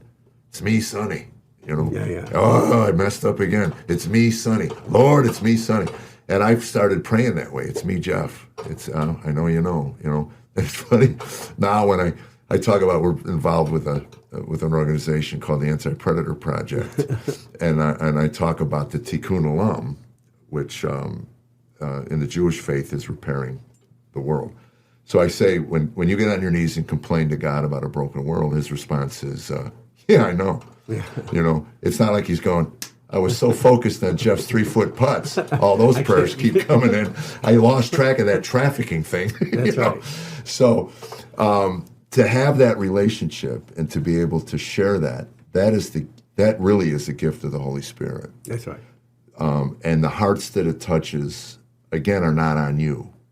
That's what it took me a while to realize, and I got disappointed in the churches I was working that kept track of numbers. We had 22 commitment, we had 9 commitment, we had, and it's like, to me, it's not a numbers game. It's like literally throw it out there and let the Holy Spirit water those seeds, and it might be 5 years later. I mean, I've gotten the emails from people who said, I first saw your testimony a decade ago, and it's taken till now for me to really, wow, that's awesome. So you go, thank you. I mean, and I tell people, again, when you put your head on the pillow at night, the question that I ask is, am I doing enough? And that's the prayer at night. Use me as an instrument for thy will. So going forward, you've got more notoriety and more visibility than you've ever had. And your heart is to share this, to get more people, because I believe culturally we're lost. Yep. And the church in a lot of ways has gotten into numbers and gotten in the way. And so working forward, where are you working so people can find you? We're the same age, so you should know I don't do social media or understand it or do anything like that. Has Abby done that, your daughter? Abigail, my daughter, who works with Nate, she's the one that promotes me. And I would be retired, but since I give her a cut of all the percentages, she gets 20%. She keeps me working. Yeah. She goes, I got to make this car payment. Got to get Dad a job, and which is fine. But she knows where my heart is and kind of what it is. I still do a little bit of everything. I mean, I just kind of go, I'm at the point where I want to do the shows I want to do. Does that make sense? Yeah. And stuff. And I mean, that's how we met. Just I don't even know why I was on that show. The Ramsey Cruise? Yeah. No, but before even that, we met the week before. Oh, we were both just a random we thing were both that I was running there. stuff to get ready for the cruise. Oh, that's right. Okay, good. Yeah. Oh, so that was at Zany's? Yeah, we met at Zany's on a Monday night. Yeah. And speaking of Abby, I'm sorry that I posted your story. I forgot about that. I felt so bad about it. No. So You bad didn't get about in that. trouble. Oh, I'm sorry. I'm sorry. You weren't the only one that did it either, so you're all right. Oh, thank God. But we, Abby's just busy enough. I like to just a couple times a month just to go out and still do things. But I don't even, I'm off for 2 weeks. Next week I'm in New York for a week and then doing a magic thing. And so I got a little bit of that going. I've been getting asked the churches. That's what I was going to say. And I don't know how to handle that. And, make a plea to the churches. Yeah, that's why I was asking you about. Do you call it a clean comedy night, or do you? So I'm new enough in all of this that I don't know. I just want to. I don't think I'm a Sunday morning guy at all. I don't want to ever be a Sunday morning. Well, it's I can funny be you a say Sunday that night because or Wednesday. I've done a lot of Sunday mornings, and I naively thought that I could do the comedy to loosen them up. I finally got to the point where I go, you can put your Bibles away because there won't be a need for the next 45 minutes for that. I'm just here to tell a story, and that's Wow, it. that's good. But I would try to do stand-up, and it felt weird. Yeah. Because if I'm in the audience at a church service and I don't know who this guy is, and he's talking about his wife the way I talk about my That's right. wife, They're going. He needs to go forward. I used to push him to do a Saturday night comedy show Yeah. and then do a Sunday morning service, and then I'll go home. Oh, wow. And then that way I could just walk up. They're familiar with the comedy. They're familiar with me, whether they knew me or not prior to. And then to be able to stand up there and share the restoration. And I'm more focused now on that than being a dirtbag. But it was interesting. I was on my knees one day, and I said, I'm tired of talking about. And then what I got from that little voice said, it's my story, it's not yours. And you'll tell it till I give you another one. And Wow. so Well, I'm at that I'll point. be He's telling giving that me story. I think he's giving me another one now. Yeah. And when I ran away, Well, how about ended up- how about we work together? I go out and talk Yeah. about what a dirtbag I was, and then you come up and talk about grace and mercy. That's right. Because I couldn't stand this guy. That's right. I didn't want to work. I don't even like him, but if it wasn't for the Holy Spirit, we wouldn't be able to sit in the same room together. And all of our promotional ads that we did for the show we did at the Fish House, that was exactly that. Yeah. I'd go up there, and then Jeff would say, I'm going to go talk to somebody. And I'd go, I don't know who this guy. This guy don't know any. And then he'd come back and just wear me out. Yeah. I love that kind of that humor and everything about that. I'm talking a lot more now about the real mother in my life. Her name was Melinda, and Bargatze, and Smith is her name now. But when I ran away, my cousin came and got me, and I did not know this at the time, but my father had called him. I had tried to take my life. I had ended up in a rehab in a place for crazy people. And you're at what age? I'm 17. 17. And so he, I remember they picked me up. He said, "You do this again, I'll kill you." I went, well, "That's smart." And but he did call my cousin, and so my cousin was a coach in Nashville at Vanderbilt University, and I would always tell all the stories, the bad things what my mom did to me. That was my old story, and just how I overcame that. How I was a special ed student because of the way I talked, and I got to go to college, and how I made it to college, and how I graduated, and all this stuff, and but. Now it's more like, so I come down here 17 years old, I know nothing, anything. I don't know my dad called him. I didn't find out till at his funeral that he had did that. And so Melinda, Ronnie was at Vanderbilt at the time. He was recruiting and basketball was very busy. He was gone a lot, so it was me and her. And she was the first mothery person that was lovely.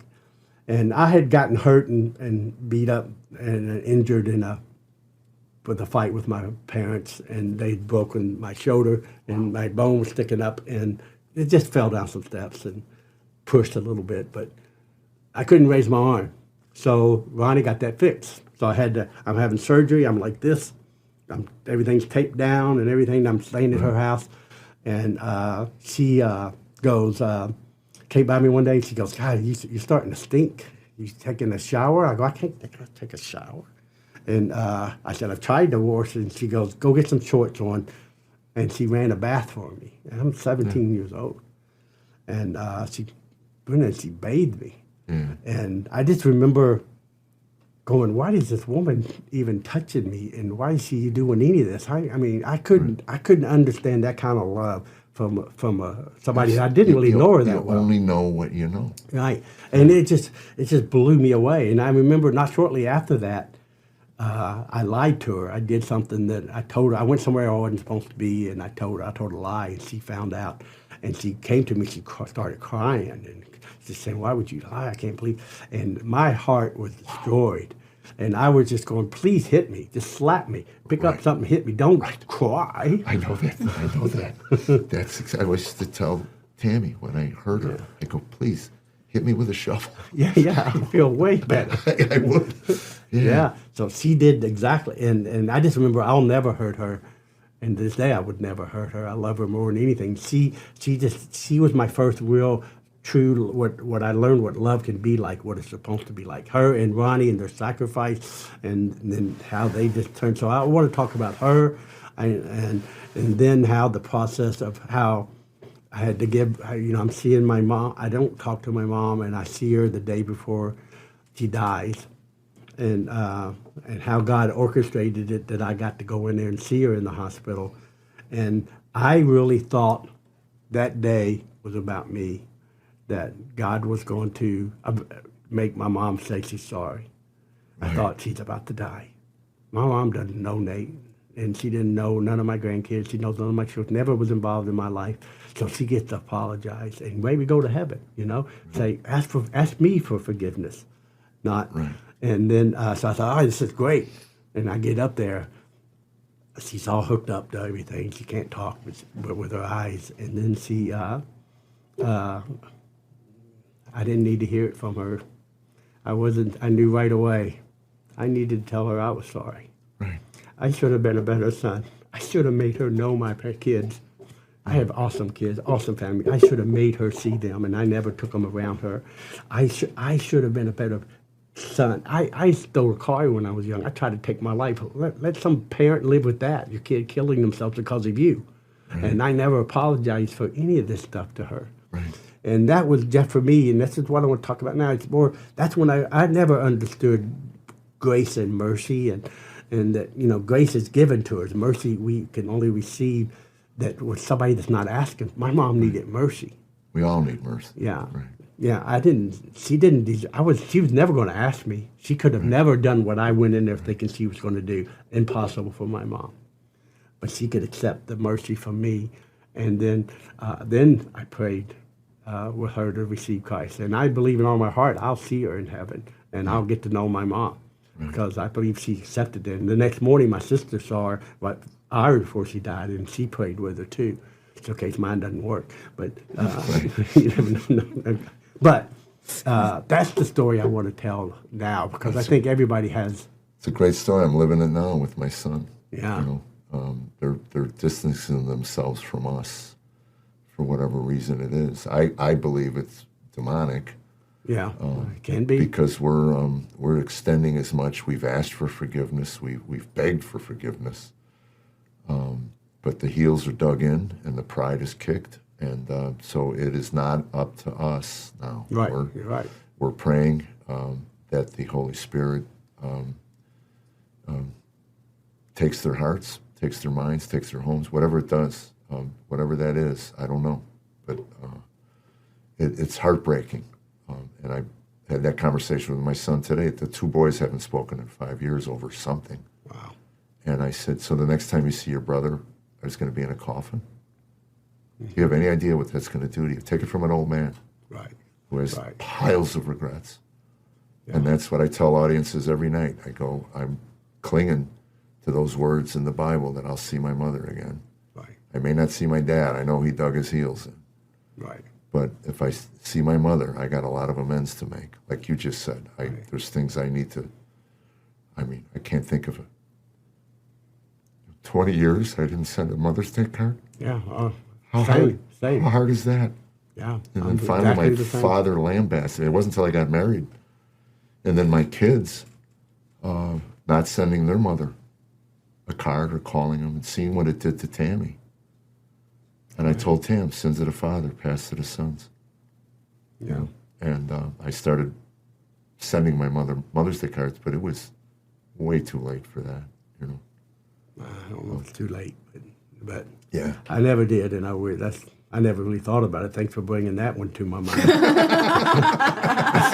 I need to go back here. There's something else, Mom. All those cards you didn't get. Yeah. And stuff. But you think it's, again, whether it's rationale or, it wasn't vindictive.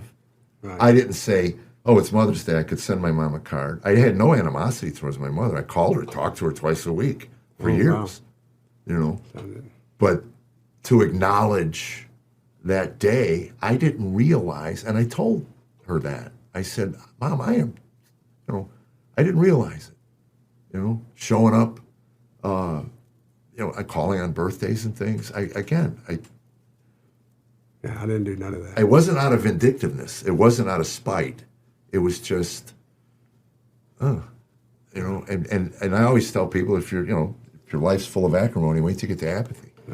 You know, I mean, when you don't care. I mean, that's what happens to a 17-year-old. You just get to a point. Part of my old testimony was I hated my mom, but she hated me first. So I felt like it was okay. Right. And which is, but that was my excuse for not doing all of this stuff, or I'm not going to talk to her, I'm not going to send it. And I did it for the wrong reason. I mean, I wanted her to think about me every Mother's Day, so that he's not sending anything, or that maybe, but I don't think she ever did. I didn't, but as a Christian, I didn't hate her anymore, but I didn't need her, or I don't know if I didn't love her, but I just okay, that's the way she was. She had problems, bless her heart, all that stuff. But what do I have to do about that? I can't, Right. And so that was the mercy thing. God did that for me, yes. Yeah. I needed that time with her. And, but, so maybe that's just where we are. There is hope for anybody that. Yeah, it's not too late. No. It's not too late to look into your life and see where those relationships have been damaged or pulled, to reach out and ask for mercy if you're the one that needs it, or to extend mercy, to understand. That was one of the things that was so easy for me, was because God had convicted me so much of my sin that when I got on my knees, extending grace and mercy, knowing what was extended to me. I mean, I really got it. When Jesus said, be careful of the standard you basically use to judge another, mm-hmm. because that standard will be used on you. So I took that very to heart. Who am I not to extend grace and mercy? I mean, Amen. And that's what I'm trying to tell my sons. You guys we all have needed people in our lives to extend grace and mercy to us. Yeah. Remember that. The humbling moments where you ask for forgiveness, or you ask for someone to set aside the hurt that I did. Right. I had a friend, I owed him $200 for years. And one day he wrote me a letter. This is back again, millennials, before texting and emails. He wrote me a handwritten letter. And $200 was a lot of money. A lot of money. And he wrote me a long letter saying that I know you owe me this money, and I've always been hesitant to ask for it, And I called him. I picked up the phone immediately and called him and said, I'm so sorry I put you through that. You're right. You're right, 100% right. And I'm sorry that I put you through the fact that you had to write a letter to me. And I said, not sending you the 200. No, I didn't say you can come and take that 200 out of my body. You can beat me senseless and you're not getting that deuce. I thought this was a comedy podcast. I'm way off. It turned into... No, we are. No, but it all does come back. Even, I think a funny story was, I got asked to do my mom's eulogy. And I did too. I would think, and I would think she would roll over in the grave of all of her kids and everybody. He made her disappear out of the casket. So impressive. That would have. But by then you had a different heart. No, yeah. And it would have been a completely different speech prior to the 2020. I talked about grace and mercy. I still have it in my Bible. What I said, and but also being back, because we are a funny family, and just the things happen. We had so many funny things. Some lady shows up, really thick Coke bottle glasses, and she had a big paper clip holding her glasses together, and she said, and we'd never heard of her, seen her in our life ever, and she goes, your mother always said that she wanted me to sing at her funeral. So my sister goes, well, why not sing two? And I went, two? Let's hear the one. And it was, and then our family. Just Yeah, who you to argue? I'll tell you, she told me. And you go, I don't know. And then my family clapped after the first one, and I was up there because I'm doing it. She was okay. Yeah. And she wouldn't get kicked out of karaoke, but she's not going to make town. But she was fun. But it was just funny the song she chose to sing. It was weird that she's saying, "Man, I feel like a woman." Send in the clowns. Where are the clowns? But our family clapped, and I was up front, and because I'm up there to do the thing, and I'm going. You don't clap at a funeral for a singer and stuff. And then I had Nathan goes, well, we got to pay her. I said, I don't know. Let me find out. I go over there. I go, how much will a new pair of glasses cost you? And she said, about $300. I go, well, you need to pay her $300. So we paid her whatever just to get some. But you paid an opener? Yeah, I had to pay at the funeral. Right. And so the funniest thing for me. That's on her resume now, by the way. Yeah. I sang at the Bargatze. Funeral. Open for Nate. Open for. Yeah. Good luck. Yeah. The funniest part for me was, so I get up there, and my mom, her funeral's on my 40th anniversary. Oh, wow. So we have to do this. And so I get up there, and, you're just hectic. And it just, I just thought of it, but it was one of my great moments. I go, before we get started, I want to recognize my wife. Today is our 40th anniversary. And, honey, I haven't had time to go out and get anything like that, but I have a pretty good idea that after this service, I'm going to get you some flowers. That's a Bargatze. Yeah, there you go. That's great. That's how we laugh. That's how we roll. Yeah. My mom's funeral, I looked right at my dad and I said, the beauty of Mom's life is she never kept a scorecard. Oh, how great is that? My father kept a scorecard his entire life. Yeah. He could talk about slights that happened to him 35, 40 years earlier. Right. And I just love the fact that my mother, they could have never made it if she didn't forgive. Right. Constantly. She taught me of what a grace-filled life looks like, because she had 3 lunatic men in her life. Right. My father, my brother, and I, that caused her a lot of grief. And she did it with grace and panache and never held a grudge. So awesome. for that I was grateful. But, my father... a lot of people do it. People don't know that she's broken just as bad as we are, and she's over here being all quiet. We've heard her story. Let me tell you. No. Well, Yeah. Look at this. Something went wrong somewhere. Something. Her husband talks about her tats, and I love how you can get your mental illness Diagnosable by the stuff you put on your skin. body. Yeah. He says that my arm's the DSM-5. That's awesome. Sweet guy. We're going to make it. I hope so. No, I was thinking about in AA where they talk about making amends and how you shouldn't make amends with someone if it's going to do more harm than good. Right. And Right. a spiritual father of mine told me one time that the difference between a prayer and a suicide note is one's addressed to God. And so sometimes when I'm really struggling with things with my ex-husband or my father or my mom, and I know it'll bring more harm into their life to speak about it, in my prayer corner, I write out a letter to them, and I just bring a physical, tangible, these are my thoughts on paper, right to God. Because sometimes people are just like, pray about it. And they're like, okay, well, how do I do that? Right. And so it's like, look, these are a real struggle. And then I put it on paper, and then sometimes I'll mark the date, and when that prayer gets renewed, redeemed, answered by the weirdest little ways, a year or 2 years, Right. I'll go back to it and on the back be like, this is how this prayer was answered. And it's just nice to have this little like, oh yeah, these are tangible things that it's not like, sometimes people think like I was baptized and now I'm a new creation in Christ and my life is perfect. And sometimes it's like I just need Not those at little all. personal reminders. Hey, I got to go to the bathroom really bad. Don't cut that out. Well, don't cut it out. That old Don't man. cut it out. That old man had to pee before I We'll did. talk about the cruise while he's gone. Yeah. And we'll see you in a minute. Don't forget to wash your hands. Okay, so the cruise. They'll keep this in. You'll keep it in, right? Thumbs okay. up. I was going to get a trick ready, but all right. No, get a trick ready. I'll do that. Yeah. They're going to talk. I just thought about what I should do. could probably use that. Thanks. Yeah. We went on a Ramsey cruise together. What is that? Well, don't see that other one. No, I don't know what that. That's To how I Dave pay all my Ramsey, bills. I didn't see a credit card. There we go. There's a check I thought. Okay, never mind. Oh, I this found is it. a chick. Yeah, it's this one I carried in my wallet to do it any time with 2 people. I just thought about it, so That's perfect. that's one it'll be fun to do. All right, I love the Ramsey cruise. the Ramsey cruise. Do you wish you could go back? I kind of miss it. Yeah, you know what I didn't miss? I gained 6.5 I pounds. was just gonna say I miss the food. Yeah. Yeah.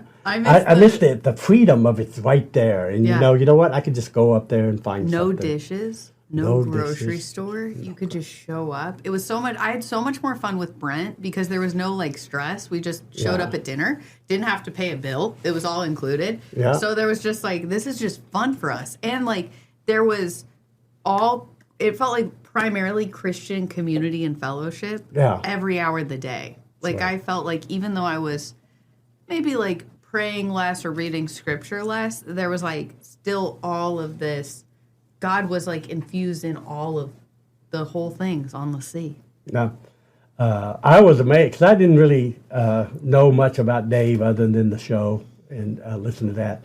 And I did hear him at my church one time, and I thought he was great, but I didn't really realize that he would use his faith and with all of the employees. It's important. They all had that same character, and they all shared. And I mean, I wasn't hired to share, but I felt like, well, this is all happening everywhere. So Yeah. I need to share. Yeah. And you share in your act, but so I just getting to know those guys on a different level was really great. They're so And fun. yeah, John Deloney said when you do the straight jacket, he was like, no, you don't understand. I was like really pushing on him. I thought I was going to get in so much trouble. I was like, what if I break Nate's dad? My career's going to be over. yeah. He was awesome. Where were we? All right. Hey, everybody, we're back. Yeah, it's funny. I was trying to wrap it up, and then we No, got he to, didn't even drink all that. and then He'll we have got to pee talking, again. and because I had to go, and then we kept talking. It was really interesting, and I'm thinking, Well, did you say hi to my husband while you were down there? I was down there. I said, and I also did the Jim Carrey. Do not go in there. just saying ahead of time. So But we talked just having fun at the We're talking on cruise. the cruise. and the cruise It was with so Ram. much Yeah, fun. Yeah. We had such a great time. It was so fun. Those are fun. You know, he had the whole ship, right? He had the whole ship. Yeah, so, see, he those had are the everybody fun ones. like-minded that So was those are on the it. fun And ones, yeah. I really thought it was going to be just all money. I went to one talk where literally I had not a clue what they were talking about. It's just like, to do this with me. And I'm going, yeah. You know, my money's in a bank. And so somebody might, but it was amazing to even hear the way these people talk. But also, we were sharing while you were gone how they brought the spiritual aspect of it around and everything. And everybody had their story, and they kind of told. It was very personal. You really felt like you knew all the performers and all of the speakers that he had. And then people would come up to you all the time and stuff. And when I Well, could you get my think wife out of the casino, I'd say, where's she's at? Was the casino open? Oh yeah, just for her and another guy. There's only two. Well, it's so funny. I was on a Christian cruise, and they opened the casino, and they've never asked me back because I sat with Chaz Corzine and played blackjack at $5 a hand. I said, I'm not going to be a hypocrite. I mean, you know, I could pretend that I don't do this. Yeah. And, you know, we sat there for an hour. I think I lost $15. Yeah. You know, I mean, it's just social. And the looks you get, and and it's like, you can't tell me. You don't. And 500 people, whoever was on that cruise, that a number of these people don't go to Vegas and they don't play the tables. Right. And I did Michael W. Smith cruise, and it was awesome. And that's how I think I got this one, and maybe Nate. But Chaz made an announcement. Somebody complained or something. He goes, so people want to complain about the casino, they want to close it. He goes, I will be on the blackjack table from 5 to 7. If you want to come by and tell me why you don't want it, feel free to do so. Yeah, see, Gaither never had the casino open, and I heard you have to pay a lot of extra money as a person to not have it open because the casino loses revenue. So, and if you're not going to sell alcohol, you have to basically pay for the alcohol that you would have sold. I mean, it adds to the expense of having But a ship. they're not charging you for the alcohol if you don't buy it. No, but if you tell them they can't sell it, Yeah, well, let them do whatever they want. right? That's the way I would look at it. And Yeah, there was a lot of wine being drank on this one. Oh, but yeah. with Ramsey, as long as you're not using your credit card to pay off your gambling debt, Yeah, it's good. it's good. Yeah. You know? That's Yeah, right. yeah. Well, it was really funny. Carol, Stephen's wife, was in the casino, but was uncomfortable. Day 4, she was like with a baseball bat, breaking kneecaps, like, give me my money. That was a little rough. Yeah. No, it was a really good time. It was so much fun. I would do it again in a heartbeat. And the people were really nice. So I hate when people are always like, well, you should tell us a joke. But will you do that magic trick? Because I'm real excited about it. Yeah. It's a bunch I keep trying to do. We'll This do is, Triumphant. If you wanna do Triumph? We'll do Triumph and do another one after that as well. But do this and then But Triumph. I love because people that don't know what takes 10 years yeah, to do. You yeah, know, that'd be great. Yeah. Oh, I have to work on that one. But think of we're going to think of a number between 1 and 10. Before you do it, just think of either odd or even. Okay. You got it? If I was guessing, I'm going to say you thought of odd. Yeah. You got even. Okay. Think of an odd number between 1 and 10, so that means 1 could be it and 10 can be yours. And then look at the word next to your number. Got it? Okay. Yeah. Okay. Got an even number? Yes. This way y'all won't have the same word. You got it? Okay. You got it? All right. Now those are very simple, too easy. I need to create a word picture in your brain. And what this is going to be much easier for me to figure out what you guys are thinking about. So I'm going to read these 10 things, and one of them is going to really relate more to what you're thinking about than the other one. A blue felt tip pen. So that. A special delivery postage stamp. A shiny silver carving knife. A yellow ball of yarn. An original oil painting. An old felt hat. A South Sea Island, Western stagecoach, antique clock, China coffee cup. Did one of those kind of go with your word? Yes. You do? Yeah. You think? Move your hands out, just like this. And you want to be careful because you don't want to drop the ball of yarn and you don't want to get cut by the knife. How did you know that? He's the devil. And that's, it's really funny. We can talk Yeah, about mine, for the audience, mine was a cat toy. Mine was sharp. Yeah. But I always had trouble with doing mentalism magic in the beginning because I would do this stuff in a club when I first started, and people believe it's all crazy, and people come up and go, "I lost my sister. Can you help me? Can you help me find it? Or where's my mother's ring?" Yeah, staying after. Yeah. I'm sorry I wasn't home last night, Carol. I was doing 7 different seances. And stuff. I'm going, this is not real. This is just a card trick, and it's all done that way.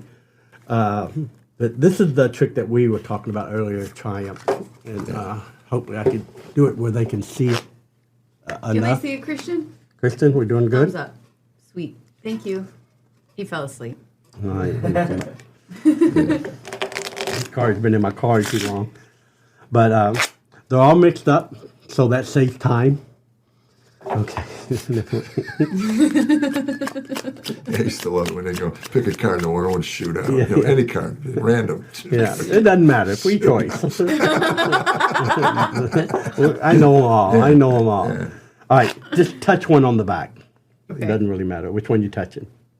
That one? Yeah. And I won't look because I can see it in the monitor maybe. Right. Okay. You seen it? Am I showing Okay. it good? We Yeah. got it. Okay. Push it in all the way so we don't. And I do this just so that I have no little fingers underneath it or anything. That's the way I used to do it. But a lot of people say, before you even do the trick, can we shuffle? Can you shuffle? And the answer is no. I'm just going to be honest. When I allow other people to shuffle, a lot of times the tricks don't work. So I will do the shuffling. But I'm going to show you what could happen, the worst case scenario. A guy turns half the deck the wrong way. And then he mixes the cards face up and the face down. If I can get him to mix. He's been in my card, like I said. There we go. You can see that they're being, matter of fact, you can even see, these are face up, face down. Real slow, I mix them together. So now you got faces and faces, you got backs and backs. As you can see, the deck is really messed up. I don't want to do anything. You hold the cards up here for they can see and shake it one time and then show everybody that they're all back, that they're all straightened up. It'll be a triumph that if we can straighten the whole deck up. All except one. No. No way. Earlier she touched one card. Whoa! Oh my gosh, that's so cool. That's a guy named Guy Vernon came up with that idea, and there's a million ways. I want just real quick so you can see. I'll just show you the reason why it happened. Jeff pulled one out, so I'll explain this one to you. Show it to the camera. To your friends if you have any. That was my favorite line. Show it to your friends if you have any. I'll be here all It week. shouldn't take long. All right, look. Goes into the deck. The reason why that trick even worked is because people don't pay attention. Okay, pay attention. Okay. How many cards did I turn over? 1. See, she's not paying attention. Let me do it again. How many did I turn over? I got nothing. Did you see? No. Look, you're supposed to say all of them. All of them. All but one. I told you it's the same trick. We're just doing the same trick again. It's the same one we just did. That's being a jerk, saying, I'll explain it, but I'm not really going to explain How it. did you do that?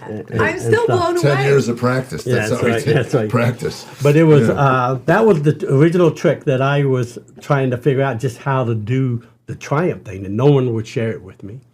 And so then I spent a lot of years collecting triumphs. Kind of like to myself, I just want to learn how many different ways can I learn to do a trick or anything. So Impressive. I don't know.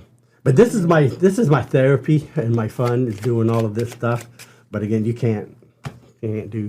I'm the House of Cards is a place here in Nashville. You can come. You can do card tricks, and there's getting to be more and more places where in Spain right now, it's one of the biggest things is you go to a theater, about 70, 80 people set up, and a guy does card tricks. Really? And so I think eventually it'll come to America, and it's starting to a little bit. House of Cards is one place, but where you can just go watch. But even there, when you come to the big show, you're in the big room. Right. These are places that you can go, and it's just card tricks. Oh, Yeah, when it's right up close, it's so... And to be honest with you, when Tammy and I ate at House of Cards, we didn't enjoy the stage show nearly as much as we enjoyed the close-up. Yeah. And that just depends. Now, Same with Magic Castle. We enjoyed Yeah. the close-up at Magic Castle. Yeah. But then again, I'm a huge fan of close-up. One, I tried to develop some skills. I know how hard it is, so I have a deep appreciation for what it takes to do what you did. And then again, you spend most of your time just trying to make it entertaining. Right. With the pattern, whatever. But there's no magic shops in, those of... They're still around some. There's, Daytona has one, and Vegas has a little place. There was one at Opryland, I think, when I moved here in the 90s. Yeah, there was one in the theme park, and we used to, the guy that worked it didn't hate it, me and the other magician, because we had the big show, and he had to sell little tricks. Right. And he wanted the big show. And so he would order and buy the tricks that we were doing in our show and sell them to the little kids. You talk about making my life miserable. Oh, my gosh. So the kids got it in his Yeah, pocket. they were going, well, we just bought that. But it actually made me a better magician because I just found different ways of doing it so that their way would be wrong, you know? Right. And when we're off air, I'll tell you what I did because it's very funny, but it would expose something that probably I'd get in trouble for. Right. But it was horrible. Yeah. When we were, you know how people always come up to you and they're always like, I'll use that bit, like, or I got a buddy who had this story, or I'm really funny. You can use that. You can put that in your little sketch. I had that experience. I love it when they go, you can use this in your sketch. Yeah. I had skits. that experience with magic on the cruise. So you were doing these amazing things. Rick Green was doing these amazing things. And this Rick Green. couple that we kind of like got to know, he came up to me like one of the last nights of the cruise. He was like, I do a little magic. I dabble. Too. I dabble in little magic. And then he pulls cards out of his pocket. And I'm like, no, this isn't going to happen right now. Like, I can't watch this like a heck. What was his wife doing? Was she standing behind him going, oh, No, but I bet he was not bad she because I wasn't met there. this guy. Yeah. Okay. So then he does this trick. And I'm like, this is a bunch of shenanigans. He's going to get embarrassed or whatever. And I didn't have belief. And then he does this thing and he's like, well, I got to smell the cards to know which card. So he smells the card and I'm like, God, this guy. And then he goes, you know what? I got to taste it. So he's licking cards in front of me and my husband on a cruise on the 9th deck while we're at the ocean on the last night. And I'm like, this is a weird job some days. And I'm just listening to him.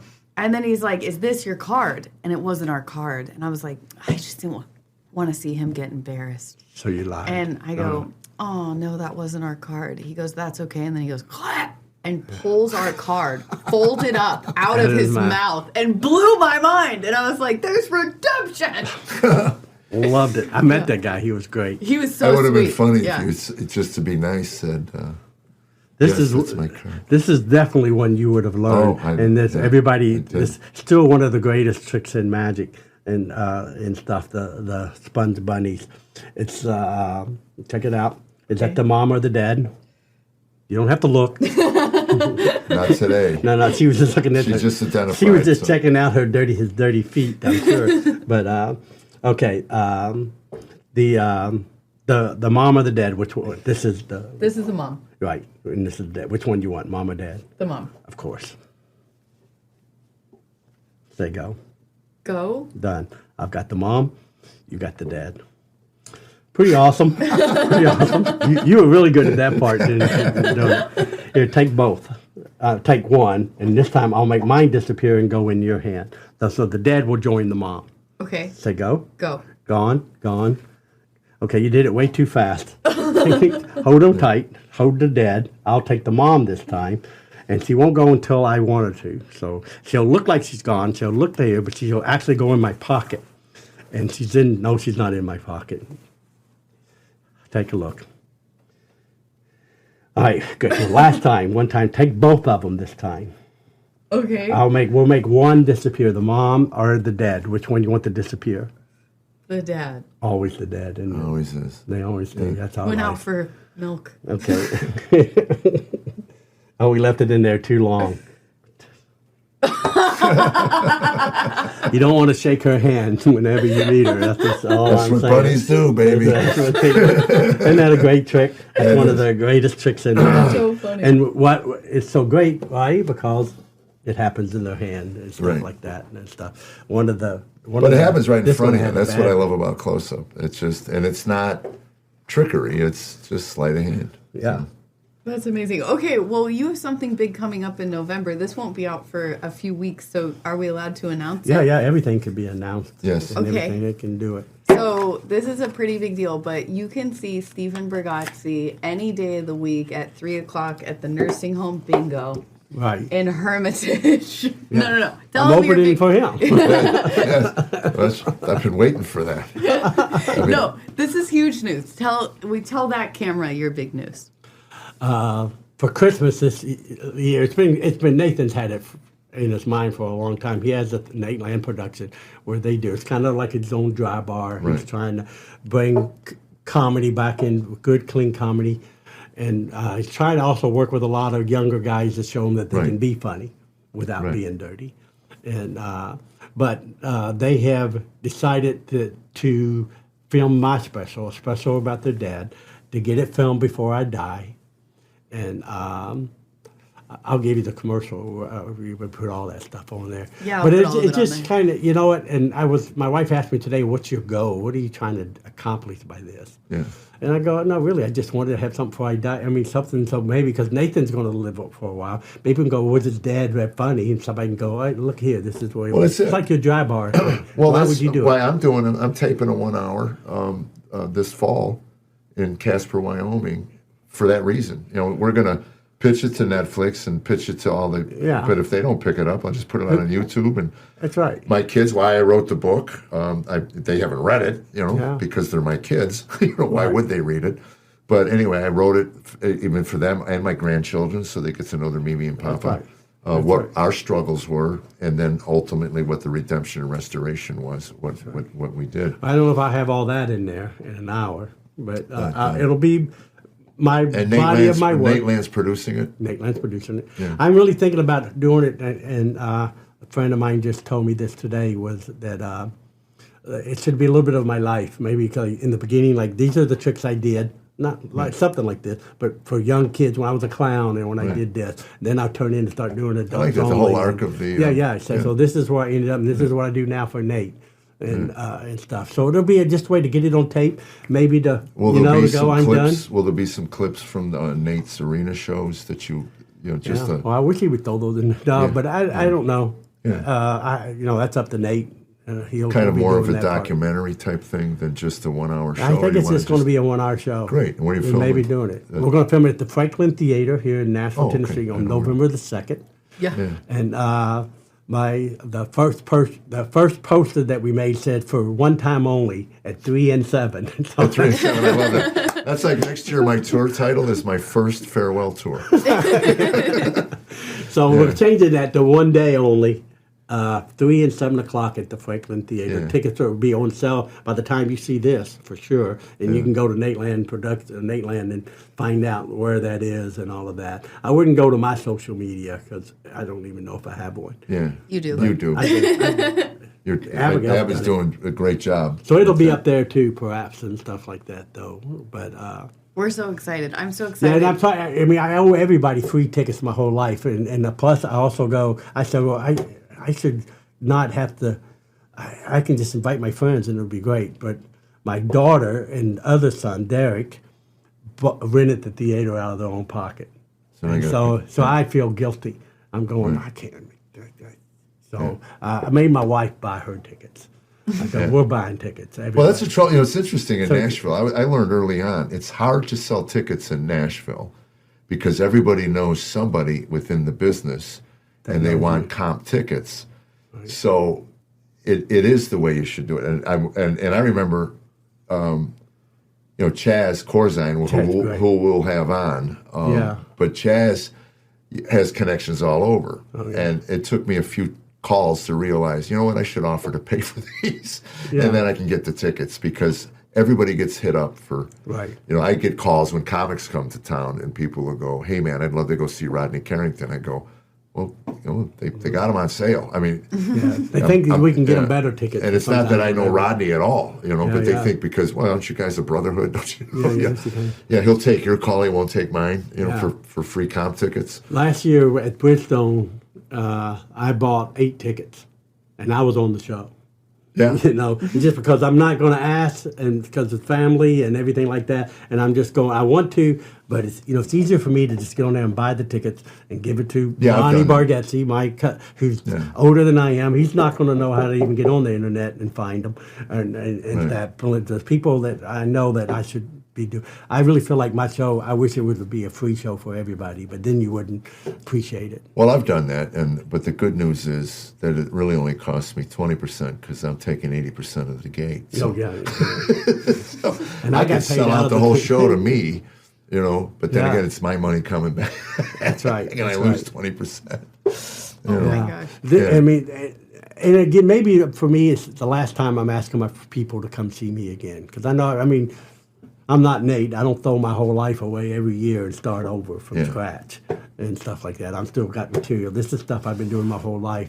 And so I'm asking some people to come out and see me one more time. And then I'm not saying it's my last time. Right. But I can relax. I understand that because that's what I'm doing the best of. I've done all these dry bars, and we're doing another one in August. It has to be all new material. So I'm starting now, and it's a process. I don't know if it'll ever be as strong as what I've done before, and that's the problem with every year doing something new. I want to go back, and for the last month I've been out with Brent, your husband, I've gotten it as tight as I can get it, and we filmed it in Ohio, and I'm going to keep it as a record so that once I'm done with this dry bar thing, I can go back, and I want to film. I want that on tape. This is what I did. My sons have not seen me in years since they lived with me. They don't know what their dad does. And And my grandchildren, it was funny, they were out at the factory. And my granddaughter, I love kids. You're not funny, Papa. Wait, did they say I was funny? Oh, she loved you. Lydia loved you. It's girl power, you know. So, but yeah, I thought that was very funny. Just you know, don't worry about Papa's feelings at all. You know, you don't have to. You know, That's awesome. you're not funny. But they don't know what I do. They've seen me on video. To them, it's like, oh, that's my Papa.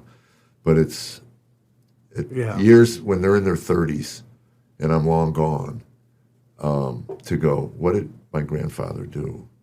And get a chill. That's exactly why. It means something to know that, you know, when my oldest sons are complaining about their deprived childhood because they didn't have a father around, this is why. This is what your Papa did. Right. And it means a lot. Yeah. Legacy means something. Yeah. Anyway, we got to wrap say, I know we real wrapped quick. it up, but I have great respect for both of you guys and your comedy. You've earned your rights and stuff, and it's just an honor that you would even think to ask me to be on this. Oh, you kidding me? You're one of the first people we thought of. Yeah. We're so it took 2 grateful years you're to get here. me on here. No. But I appreciate you guys and what you do way more than you realize. And if I hope, And your husband. I hope you Great, take great. and heed my advice that to make it to November 2nd, you got to slow down on the pickleball, man. it's not a. Well, I'm going to pickleball right after I know this. you are. I know you are. Are you going to come out to the golf tournament? I got to put it on my date and see what Yeah. it is. I would love to. It's Monday, June 30th. Buy tickets to be in the golf tournament so you can hang out with Stephen too. Yeah, I'll do my best. Oh my gosh. Well, thank you so much. I'm so grateful for you. And you're just such a godsend for me and Brent in our life. Both of you guys have been just spoken wisdom and kindness into our hearts. And I'm just so grateful for both of you. Well, thank you.